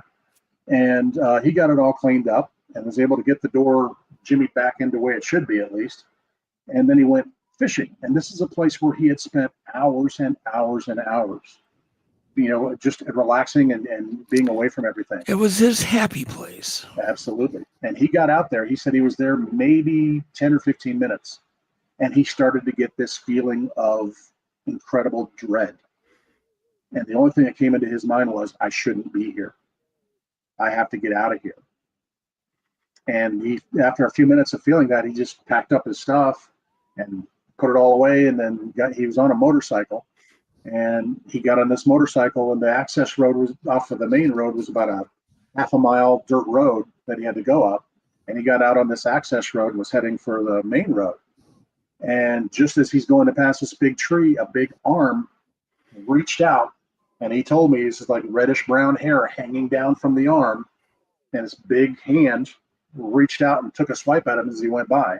And he said, Good night. Good night, everybody. He could feel the wind of this thing right over his head. He said it was that close. And he gunned it and got out of there. It terrified him, right? And he went through this whole scenario that I'm telling you about, going through all these traumatic effects and things like that. He said he didn't sleep much, and it took him about a week to get to a point where he could settle down, and going through all this. And he couldn't tell anybody about it. He said nobody would believe me. They think I was crazy. Well, he goes into the Army, and his time in the woods as a kid, shooting squirrels or whatever like that, comes in handy. And he qualifies for sniper school. And he goes through sniper school, and then he gets out of there and gets his assignment. His assignment is to be on a special squad that's going into the war in the Balkans in the 90s. And he was part of that. And he said he witnessed some incredibly horrible things of what people can do to each other and what happens with all that. And, he said that they witnessed some of these events themselves. Sometimes they would repeat these events on the people that had committed them to, for reprisals. And that was warfare. And he said it was all, very horrible. And he told me that, after 2 years of that, he said he did 2 terms in the military and came out. And he told me after all that, the thing that still woke him up at night and scared him the most was the thought of that arm reaching out and sweeping at him. Yeah, I understand that. Jeez. Yeah, because it had invaded his safe place. It had taken something from him, and he hadn't gone back to there. And I was talking to him in 2018, and he hadn't been back there since the mid 90s. And he said he was going to get himself together and go back up there, and he was going to take that area back because nobody in his family went up there anymore. And he was going to go do that. But, to think of the horrors of what that war was about, ethnic cleansing and the inhumanity to other people and all the things that go with it. And the thing that scared him the most was his encounter with Bigfoot. That's how deep and how impactful these encounters can be, because they just take away your vision of the world, your reality, and they replace it with something that you're not prepared for. Yeah. Are there any bad health effects that happen to people where people have gotten deathly ill after a scary encounter where their health went to hell? Yeah, I think what you're dealing with there's some stress-related phenomena that you're dealing with. Some people develop, a little bit of high blood pressure, and they need to get that attention. And unfortunately, when they go, or like there were also a certain number of people in this study that went to go get support from the mental behavioral health field, and that was not the best experience for a lot of them. And there's nagging effects that you're dealing with. As far as physical effects, I think what a lot of people had to deal with were sleep interruption. Some people went from sleeping 8 hours a night to sleeping 3 hours a night. And, if you do that for a long period of time and you're not used to it, it starts to affect your health. It starts to affect your mental health, and it starts to affect your physical health as well.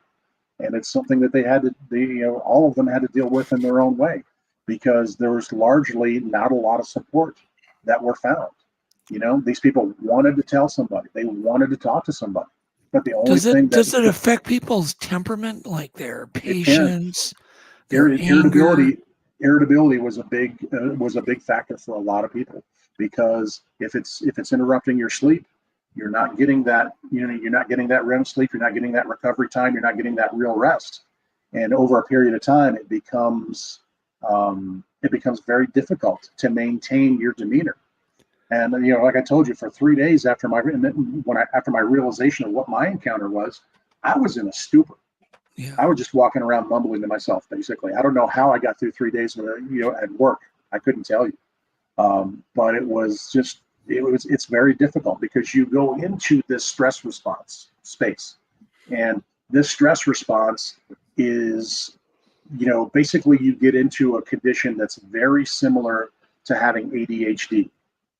And you're not focusing on the big picture, you're focusing on these little details. You'll walk into a room and you'll see a little piece of lint in the corner somewhere, and meanwhile the people that you're there to meet, you don't even notice at all, because you're just so locked in on these other things. And it's you're easy to confuse. You'll argue with people, they're very irritable, those type of things, and you're very tired all the time.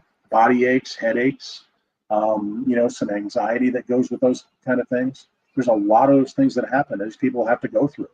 And, really, some of those folks, like I mentioned, some of those folks hadn't talked to anybody until they talked to me. And the only reason they talked to me is because I was this anonymous guy on the internet who said, look, I'm interested in what you went through, so they don't have to worry about me, being a disruptive influence in their lives. And that's the only reason they talked to me. All right. Now, how do you analyze somebody like Pat, who said he got excited when he had an encounter? So what's going on there? Okay. If you think about what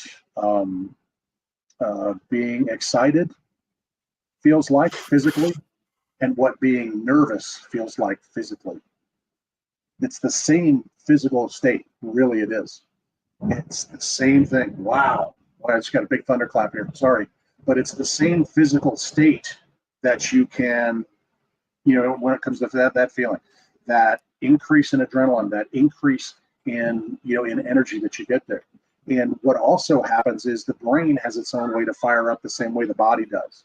The way the body has adrenaline that fires your body up and gets you immediately prepared to deal with some crisis situation, your brain does the same thing. It releases a chemical called cortisol, and it just fires your brain up and gets it into that mode where you're in crisis management type of thing. You're ready for to deal with some kind of threat. And for most people, that lasts between 30 and 90 minutes that you're in that state. But for a lot of people, it lasts longer. And for a lot of Bigfoot witnesses, what happens is their experience is so traumatic that that trigger of that memory starts that process again. The brain will release that cortisol, and it'll get you right back into it again. And that's what I was going through for 3 days, because every time I thought about it, every time I, that went through there, what could have happened to me, something that brought that memory into my head, bam, I was right back there again. And the only thing that stopped it was being able to unburden myself of the story. So no, he's not weird. He's definitely not, crazy or anything like that. And that's one of the things I have to tell people. You're not crazy. Okay, I know for a fact because I was there. I've done it. I've had a couple of experiences with these creatures that absolutely scared me out of my socks. And that first encounter was one. Speaking of socks, Alex is, I know, going to ask an intelligent question, unlike my questions. Go ahead, Alex. I can tell you got something on your mind. Yeah, no pressure, Alex. Yeah, put me on the spot. Yeah, ask an intelligent question, Alex. Is there like, because obviously there's commonalities between trauma. Is there a different pathway out of this? Like, do people have to do anything special to try to move past it? Is that even possible? What I adopted to do with a lot of witnesses that were having a tremendous amount of trouble is the same type of processes that we went through in my day job with people that had experienced trauma and everything. So usually what I tell people to do is sit down with a pen and paper or on a computer with a document or whatever, and you write down your experience and write down every last detail you can remember from that experience, from that time. So and you're asking them to do like a brain dump. Basically. Whether they think those details are relevant or not, include them, because that's part of your experience. And then there's a lot of people, like one lady that I was working with, she wrote it all down, and I looked, and she had a ream of paper about this thick, and she, had sent me a transcript of it, and it was almost 11,000 words. Whoa. So I told her, I said, take those papers and hold them up, and because I was doing a video call with her, I said, now set it down on the desk. And I said, for the first time, that incident exists somewhere other than your mind. It's over here. You can set it aside. And then you can step away with it. I liken it to being the traumatic experience being in a swimming pool. And you're in the water and you're going through it, and it's everything. And the ability to write it all down and be able to set it aside and have it exist somewhere other than just your head is like coming up the ladder on the side of the pool and just standing next to the ladder outside of it. You're still wet. You're still affected by it all. It's still very fresh, but you're not in it anymore. And you start to be able to, for the first time, you'll be able to separate yourself from those memories and that experience. And that's a very important step to be able to do that, because at that point, then you can start to widen that gap and set yourself apart of it. And pretty soon you can gain perspective on that, because when you're not feeling it every day, when you're not swimming in it every day, it becomes a lot easier to be able to deal with it and look at it from the outside finally. And that's a huge step in being able to do that. Thanks, Rabbit. Appreciate that. Yeah, no, that's that was a good question, Alex, and a good answer. See, I told you. You want to get an intelligent question, you ask Alex. I thought he was going to ask me if I whistle at dolphins or something. I didn't. Well, what do you do next then? So let's say they do it 11,000 words.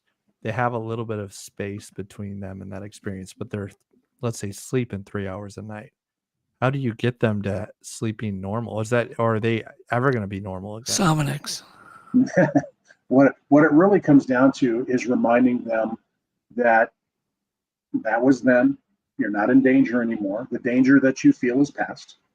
In a lot of cases, people are a long distance away from where they had their encounter. Say, okay, that's a long way away.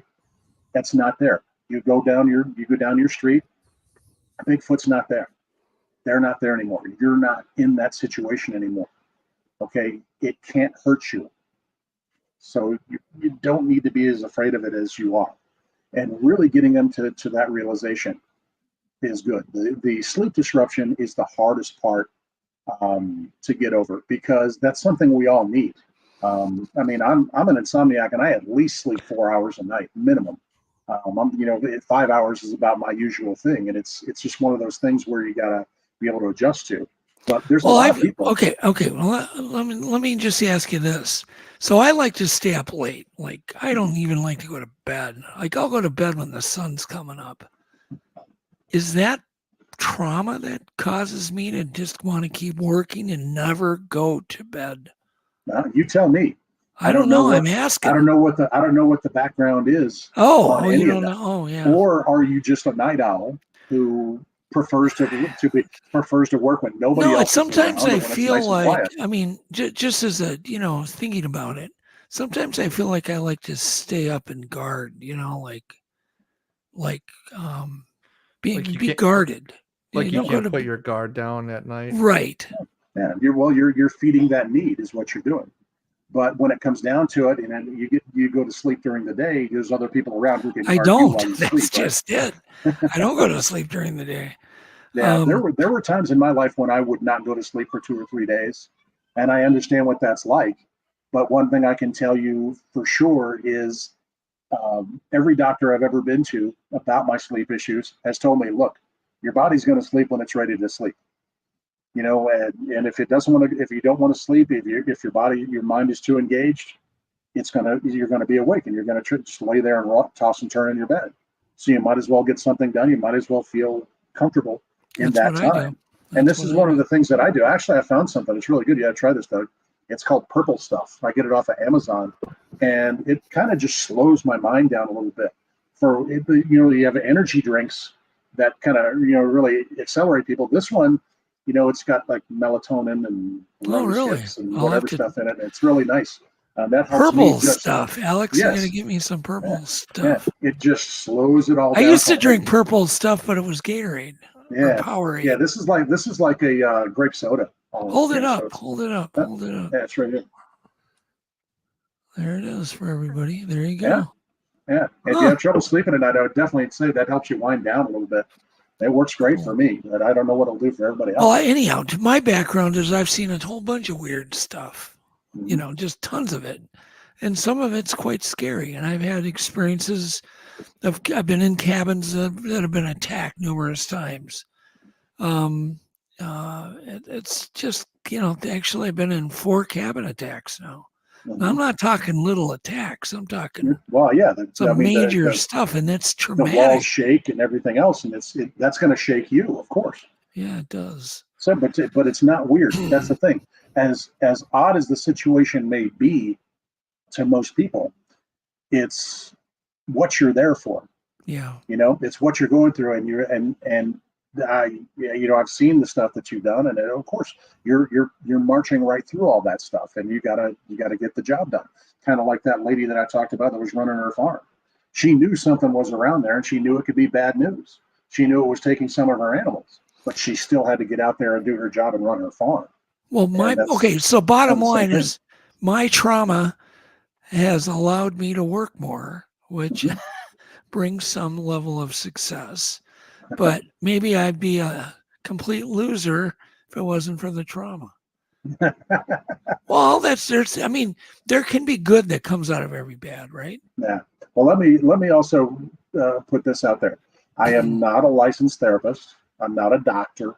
Right. I worked as a paraprofessional for 12 years, working with with people that went through trauma, that went through all these difficult situations. Well, you're self-taught. Had mental and behavioral things. Well, what I was trained by very good people. I was trained to recognize signs of what people were going through and how to respond to those and how to deal with those. And so I would definitely not, one of the things I won't do is diagnose people. I'll do that on a personal basis for my own thing to be able to assess people, but I will definitely not pass a diagnosis. A lot of people use the term PTSD and they use it very loosely. And that's a dangerous thing to do. Because if you take somebody who's had a scare, who's on a low level stress response, and you say, oh, your PTSD's acting up. Some of those people will go and look it up. I mean, they'll go to an MD and they'll look at that and all of a sudden they've got PTSD because everything's blown out of proportion. And that could do them far more harm than it ever, than anything they were going through ever could have before. So I always tell people, it's like, yeah, you've had acute stress, or you're in a stress response, or you're really stressed. You're really stressed, and that's okay. Because I can tell you if somebody is severely stressed or not. I can tell you, a lot about what they're going through, but I will not diagnose somebody. It's just too dangerous. very dangerous to do. You need a mental and behavioral health professional who's qualified to be able to make those diagnoses to be able to do it. So I would highly recommend to folks that they don't use the term PTSD unless somebody actually has it, which is, you know, one of the more severe reactions that you're going to get, where actual psychological damage has been done as part of their experiences. Yeah, I'm just yeah, I'm the product of a current traumatic stress syndrome, not post-traumatic stress syndrome. I know the feeling. Yeah, jeez. Well, you know, it takes a while to wind down from things sometimes. You know, and you got to talk your way out of it sometimes. Let's talk about the good things about seeing a Bigfoot now. Mm-hmm. There's good that happens with every bad, right? Absolutely. Everything's balanced. And I'll tell you what I think the good is that happens.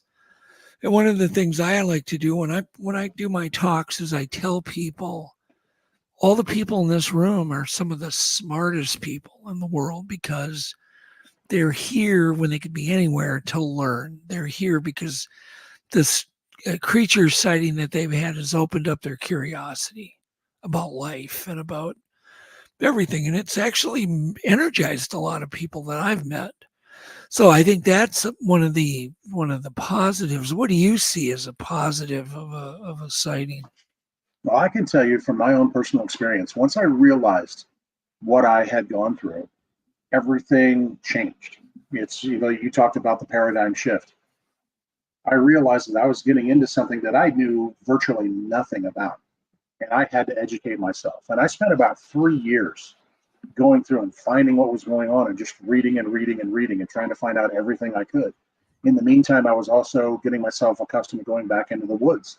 You know, living in Orlando, Florida at the time, there's not a lot of woods around there. So I did a lot of stomping through swamps and getting myself ready to go out and do those kind of things, because there's a lot of sightings and a lot of issues going on down in Florida as well. And the more I got into it, you know, if you'd have told me 25 years ago that I could talk about intricate, you know, mental health issues, or be able to talk about, genetics and biology and advanced things like that. These are all things I've had to learn on my own. And these are, you know, one of the things I've done is taken a lot of inspiration from Jeff Meldrum, Dr. Jeff Meldrum, and become a citizen scientist and come out there and do good scientist and be focused on what should be done and stay away from, you know, just going off and going on these, you know, wayward paths, and be able to stick to the science. The scientific method is something that I really stick to, and I really. But your stress has led to 2 books that have been published. Well, one, yeah, actually this one is my first book, yeah. But I've already started working on another one that's going to be on there. So it's incredible to me that. But that's healthy. I am where I am. That's healthy to channel it. I did Monster Quest, channeled that. Whatever it's that traumatic energy into that. You know, when I realized these things were real, I had all this like energy. It just energized me. Like, I want to know what the hell's going on. Yep. And that's what I did as an out, you know, it's probably a mental health thing, was produce a show. Well, it's a coping mechanism. We all come up with coping mechanisms when we're challenged with severe stress or things like that. And that's what you did. That's what I've done. You know, it's probably why we're sitting here talking, because we've taken that same type of path. Yeah, there are other people. I mean, there are other people that just get destroyed, like the gentleman I described. You know, who didn't talk about his experience for so long. He just let it change things in his life. Yeah. And he just sat there and took it and took it and took it. You know, and just kept taking the hits because I've met people like that too. He felt he couldn't tell anybody about it. And you know, there's those 2 extremes, and there's everything in between. There's a lot of people that have healthy coping mechanisms. I think it's fun for me to talk to people at conferences and online or whatever like that, and they talk about their experience, and then they talk about what they're doing now, and you can really see, wow, you're doing something good, you're doing something positive, okay. And the first thing that one of the first things that I talk about with people is self-care. You know, you have to take care of yourself. You have to look at things like, you know, you're not going to be stuck in 2005, like, where I did realize what had gone on. And my life was moving on. I have to live life, and this is going to be part of it. So I've got to do something that's good for me. And I think a lot of people want to do that as well. So, has it affected people like eating too much, snacking? Eating too many donuts. I know Alex started eating donuts. He's addicted to donuts now. Yeah. After he had his orb sighting with his brother. Yeah, I didn't find anything. I didn't find anything like that along those lines, but I did find people that changed professions, believe it or not. There was one fellow who was on there. He was a 18-year veteran police officer. And he went from doing that, and he applied with the Forest Service, U.S. Forest Service, and became a law enforcement officer for the Forest Service. Wow. Simply because he would be more, he would have more connection, more ability to be able to do this. And he ended up moving about 600 miles to get an assignment that he really wanted to. He works up in Colorado now. And it's just, the effect can be huge, or it can be very unnoticeable. A lot of times the unnoticeable ones are under the radar, and you don't understand why somebody's acting somewhat in a certain way, that they're going through. But that's how they deal with stress. That's how they deal with the situation that they've gone through. And I think it's remarkable that so many people can get through this type of experience and do it on their own, largely without a lot of support from people. Don't you people generally at least tell their wife or husband that they've, had some kind of encounter? And doesn't the support or lack of believability, if you tell your wife they had an encounter and they don't believe you, that ain't going to help your marriage. No, it doesn't. And I explained to that one gentleman, it destroyed his marriage because it changed who he was and how he did things. And it's something that he just couldn't explain to his wife, and that stress just started to build up and build up and build up, and it just got to a breaking point, and it affects relationships. There are a lot of these people that I talk to, they reported losing friendships. They reported being estranged from family members. A couple of people lost their jobs because they talked about this stuff at work, and the boss didn't like it and let them go. They experienced ridicule. They experienced harassment. Some people were assaulted for what they were talking about and not caring what we were saying. That's not the rule, but it does happen. Yeah. There are some people who, if you threaten their reality enough with what you're saying, will react in a very bad way. Yeah, I experienced that one time. We were in a neighborhood filming, and the neighbors knew what we were doing, and they knew damn well there was activity in that neighborhood.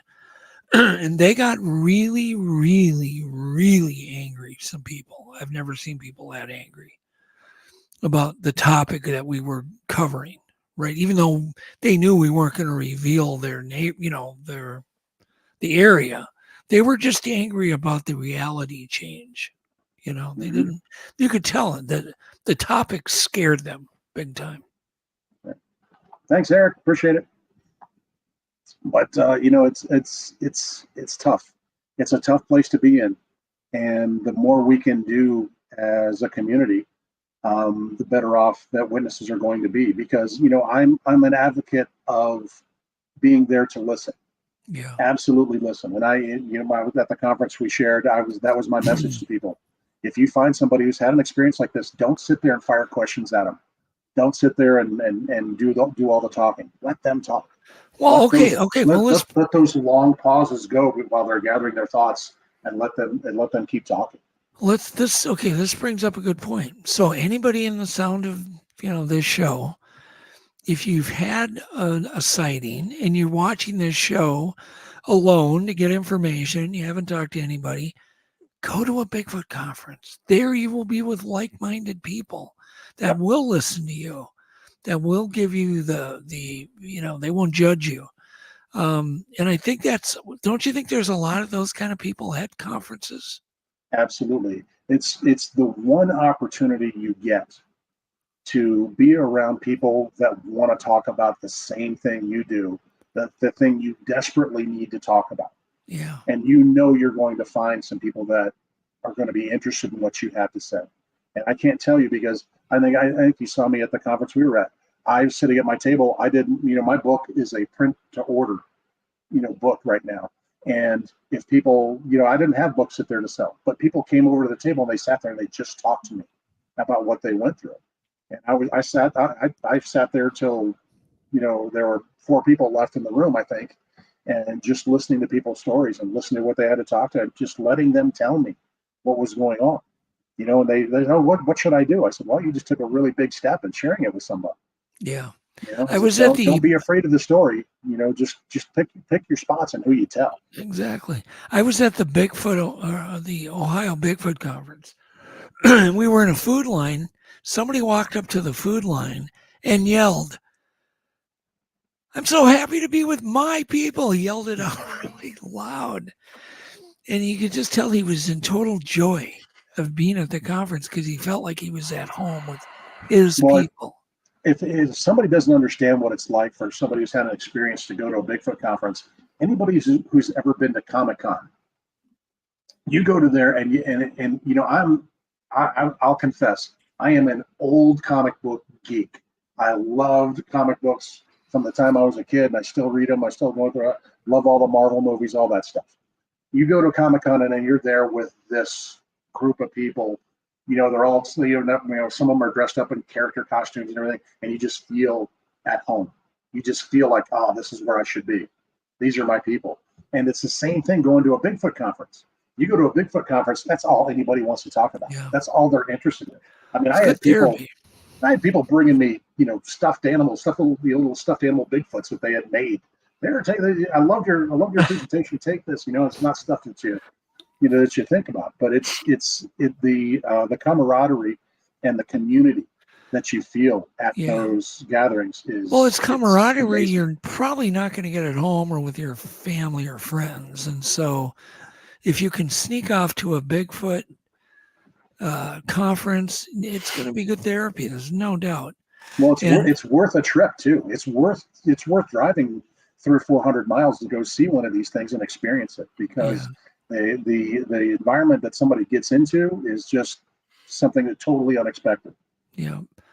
I know Alex has got another deep question to get into Rich's head like no other. Go ahead, Alex.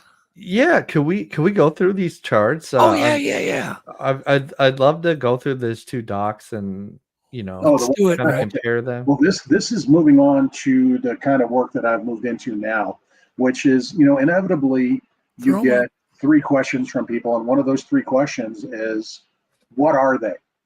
What is a Bigfoot? And what I have done is as I'm starting to put together a lot of information that says that Bigfoot is a species of human. It's a type of human, an adjacent species of human living today, more than just Homo sapien. And what you see here, this list is documented physical traits of humans that have gigantism or acromegaly. These are people that grow abnormally large, some of them over 8 feet tall. And it causes physical changes in their body, not just their size.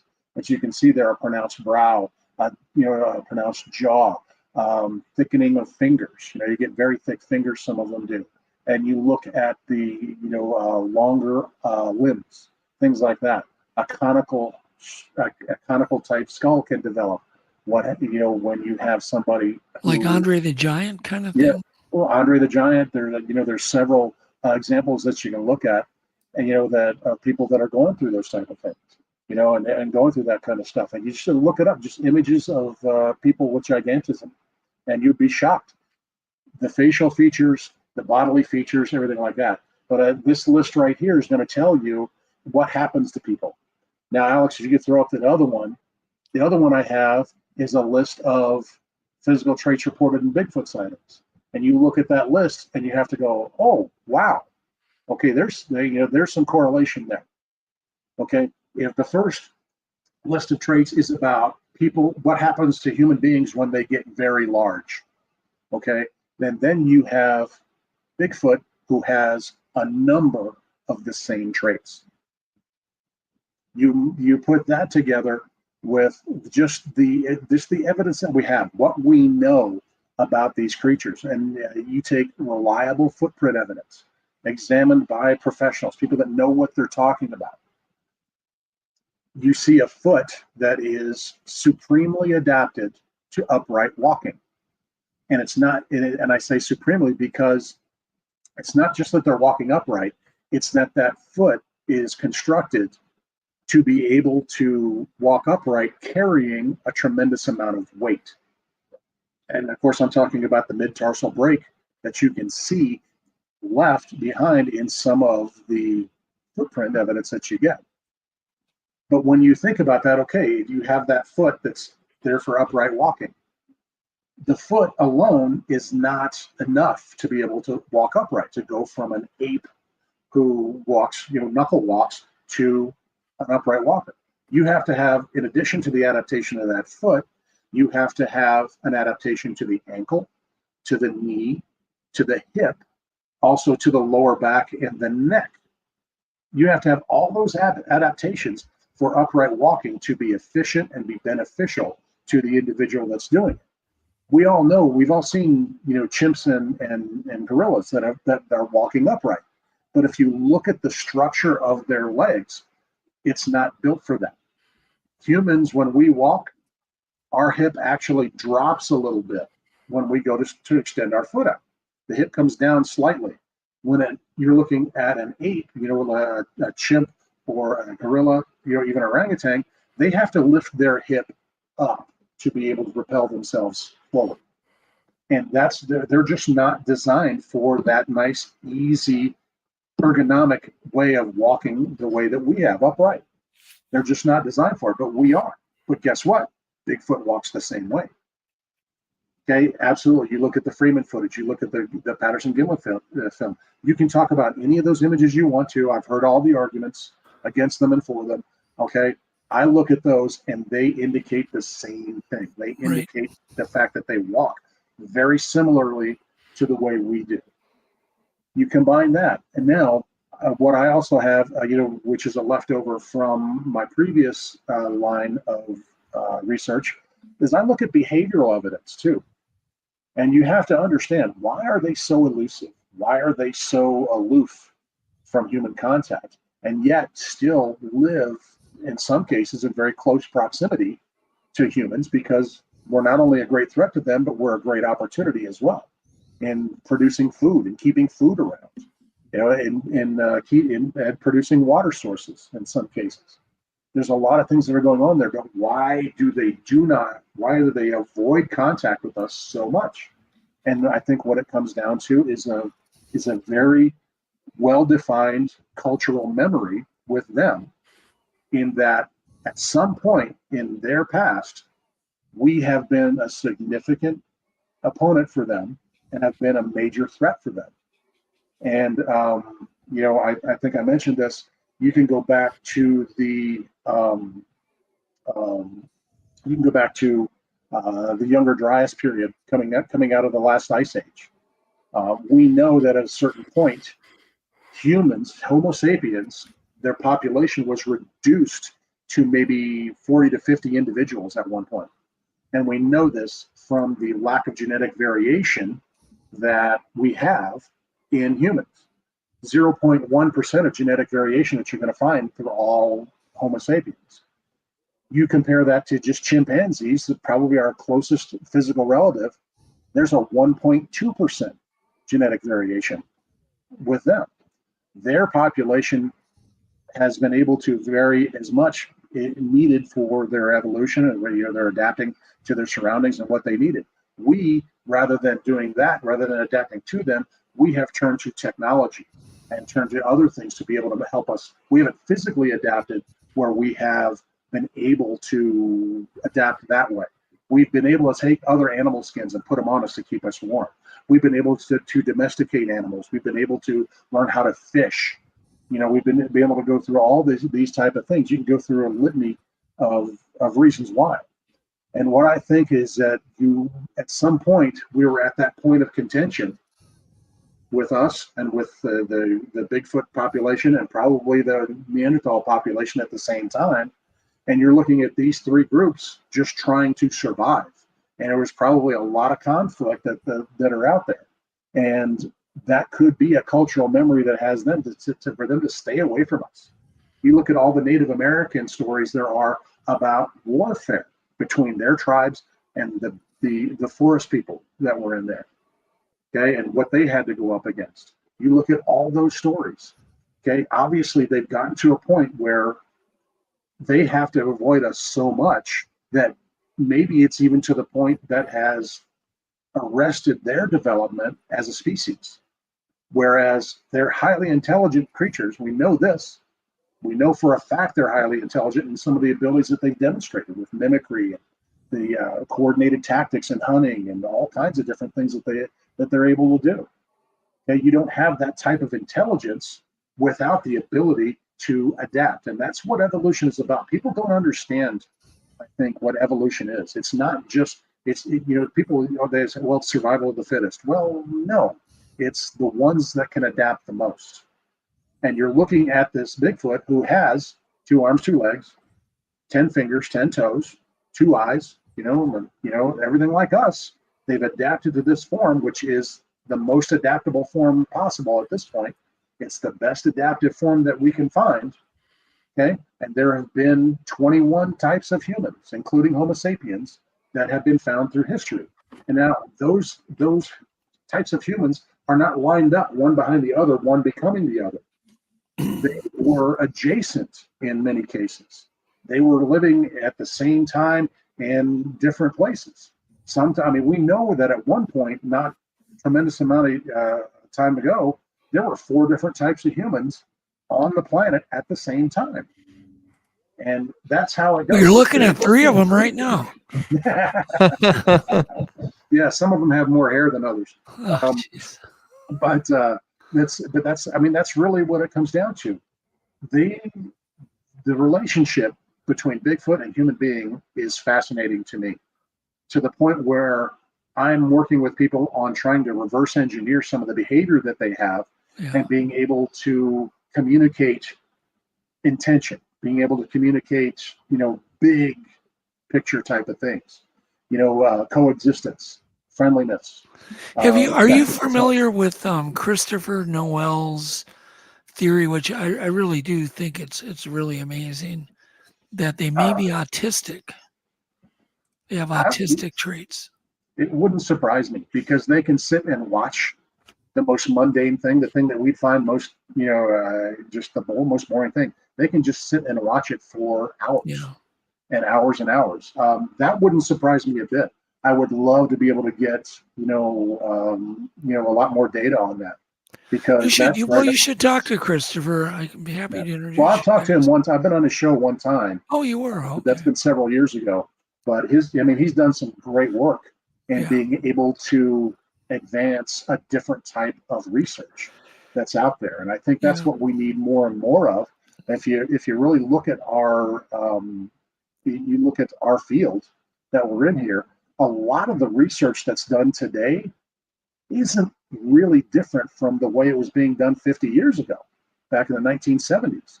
What's changed a lot is technology, but the tactics that are used, a lot of these people that want to go out and research this, the first thing they do is walk into the woods instead of getting that background. And, one of the things that I tell researchers all the time is, if you approach a witness that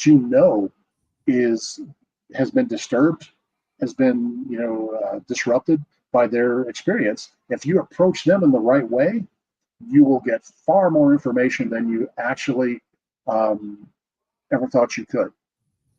I approach a witness, and there's a lot of researchers that do what I call rushing the witness, or rushing the creature. They'll rush the creature. They'll walk in and say, "Hey, how you doing? Okay, how big was it? What was it doing? What color was it? Did it stink? Did it do anything crazy?" And they'll sit there and they'll talk about this creature over and over and over again, because that's what they want to know about. And it's a natural thing to do, because you're excited to be able to talk to somebody who's had an experience that's new to you.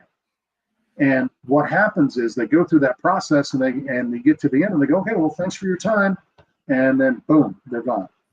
and the witness is sitting there feeling like a rag that's just been wrung out, and it's like, could you have talked to me a little bit? just drumming the trauma up. I mean, early on when I started to talk to people, and I went on a couple of podcasts, and that's what people did to me. And I was just like, wow, okay. I mean, this is a personal experience of mine. And, I noticed that if I approach these folks the same way that I approached trauma victims that I worked with on a daily basis, not only did they relax, not only were they able to sit there and be calm in the interview, the information just came pouring out of them, and it just keeps coming and coming and coming. If you sit down with the witness and say, okay, I know it's been tough. How are you dealing with this? How are you doing? Just something as simple as that. How are you feeling? How are you coping with all this? You start to talk about that personal connection first, and let them know. Just invest in them just a little bit more than you would otherwise, and have that conversation for 5 or 10 minutes. Then the information just comes flying at you. There's no way you can sit there and take notes fast enough to be able to get it all. And it's a huge difference. You gain bond with that witness who trusts you now because you've invested in them a little bit, and boy, will they share. They'll share things that they wouldn't have told anybody else. Super interesting. I've had witnesses I knew that they had seen something because they're always asking questions of me, and I just knew, and I kept asking them, have you had a sighting? No. No. I mean, for years. And finally they'll tell it after knowing them 5 years. But that's how uptight people are. Even though they know I'm into it, they still hold back. What do you call that? The stigma attached to this field is still very, very strong. And what I tell people is that the show Finding Bigfoot. As a hardcore researcher, I didn't like the show very much. I didn't think it was based on forging any new information or anything like that. It wasn't about new research or anything like that. But what that show was tremendous at was mainstreaming the phenomenon. Yeah, right. After all those seasons of that show, if you bring up the subject of Bigfoot, most people will sit there and casual people will sit there and ask, "Oh, did you see Finding Bigfoot before? You know that show?" And it's one of those things. And for me, I liked about half the show, then I just turned it off after the town halls and stuff like that because I didn't like what was going on after that. But those folks, you're talking about 4 folks that know what they're doing for sure, that were able to to go out there. They knew what they were talking about and in their own expertise, and they applied that during the town hall meetings and talked about it that way. And that was what was interesting about the show. And people connected with that personal experience. And that's how we as researchers have to continue to be able to do, is make that connection with people. Because I still hear from people that I talked to for a couple of interviews in 2017. I still hear from them and talk to them some, because it's that connection they're made. There's a certain trust that you earn when you invest in people a little bit and show them that their experience matters as much as you finding out the information of what they went through. Did you ever run into anybody that, you thought like a percentage of the people I met or the witnesses out of that 400 and some, that some were lying to you? Or did you feel most of them were all being honest? Well, as somebody who's been at this a long time, I really can't look somebody in the eye and say you're nuts or you're crazy. Well, I don't mean nuts, but I mean, but somebody on purpose lying to you. Yeah, I can't look at them that way. But what I can do is, part of this study, I had to learn interviewing techniques, and I had to learn interrogation techniques in some ways. And that's why I talked to people 2 or 3 times about what they had went through. And there's some of these people that told me their story 6 times. Yeah, going through it. And there's a certain way to vet these folks and be able to understand what you're experiencing and what's going on. If I talk to somebody on a Monday and they tell me their story, the following Wednesday, if I talk to them again, and their story is the same thing, it's very consistent, same details, same everything, then that's probably their experience. You could probably rely on that a lot more than you can with somebody who you talk to them the first time, and then the second time you talk to them, oh, well, I didn't remember this, or, this just came to mind about it and everything like that. When their story grows and morphs and gets bigger and better every time you talk to them, that's something that you may want to avoid. Well, did you have that happen to you though? Oh, I had a lot of people do that. I interviewed 408 people for that study, and 148 of them made the grade. And a lot of the issues that we had with people were that their story details changed, and everything got different as we went along. And I wanted to keep a purity of that data. I wanted to protect that data field as much as I could to be able to avoid all that kind of stuff. And everybody in that study was anonymous. I didn't use a single name from it. I didn't, and I told those people, I said, I will not sit there and just use your story for profit. I won't do anything like that. This is pure science that I'm trying to do here. And there's a couple of people that I talked to when I wanted to write the book. I said, look, you have an extraordinary experience. Can I include this in the book? Is that okay with you? And they were fine, but they wanted anonymity with it as well. And that's a difficult part of this. But it's the one thing about vetting those witnesses that was hardest for me is that the first step in that vetting process was asking somebody if they had a personal or family history of mental or behavioral health diagnosis.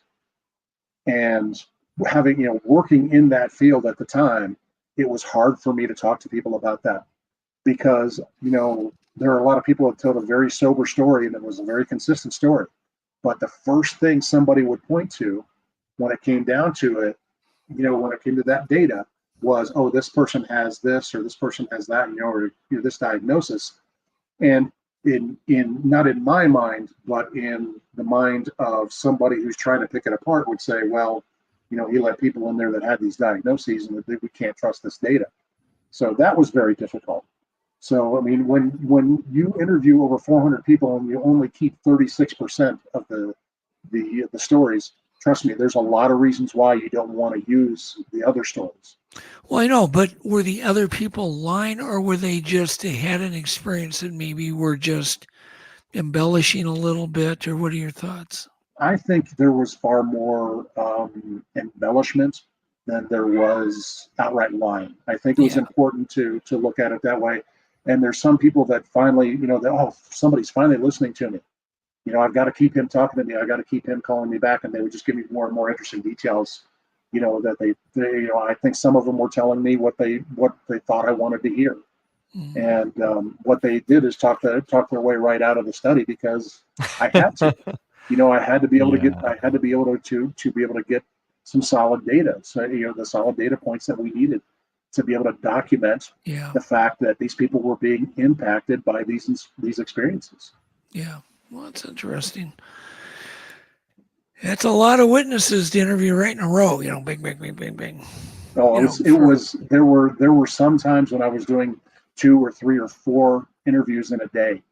And I was on my phone constantly talking with people and doing these different things, again, my late wife, bless her heart, she could have assumed I was having an affair, but what she didn't understand, what she did understand was that I was having an affair with Bigfoot. Yeah. Well, on that, we're gonna wrap this up. Kind of an odd way to experience it to describe it, but that's okay. Do we have a target release date for some of your shorter shows on the Untold Radio Network yet? Do we have? Yeah, right now. Alex and I were talking about this today. We're looking at September 6th. Hopefully, being able to get them on the network and get them going. And and again, they're just going to be quick hitter videos. So they're going to be 5, maybe 10 minutes. Yeah. And they're going to be about a very specific question. So if you think of all the questions that they have on there, the big one, why can't we find their bones? Why can't we, right?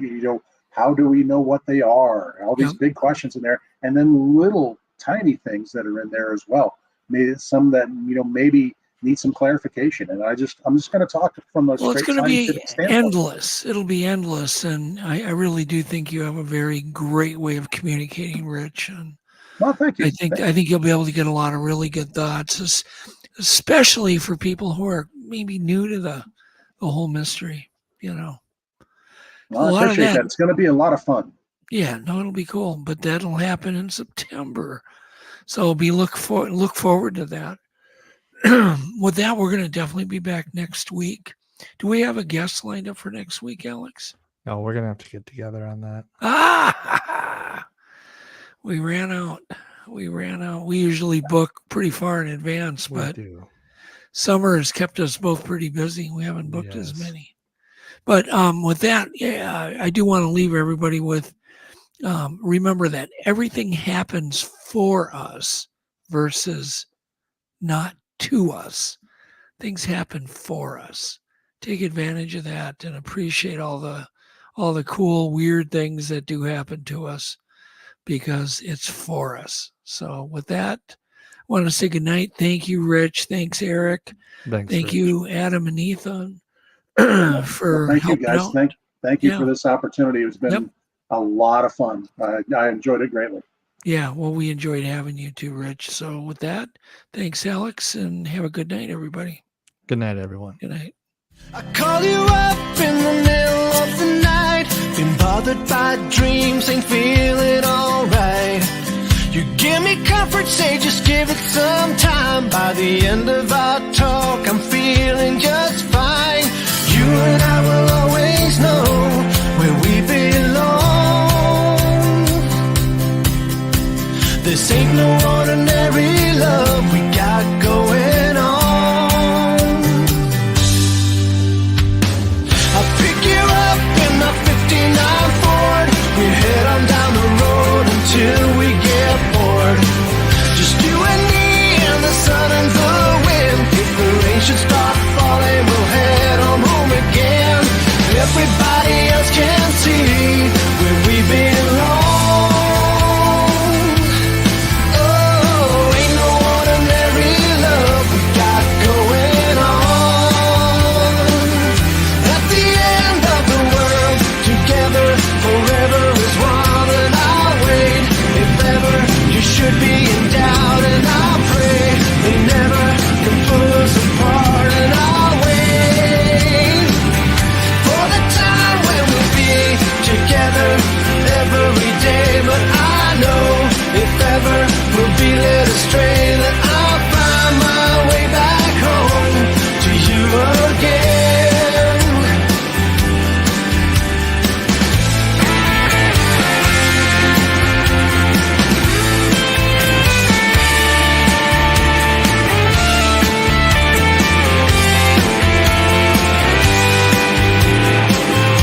At the end of the world, together forever is one, and I'll wait if ever you should be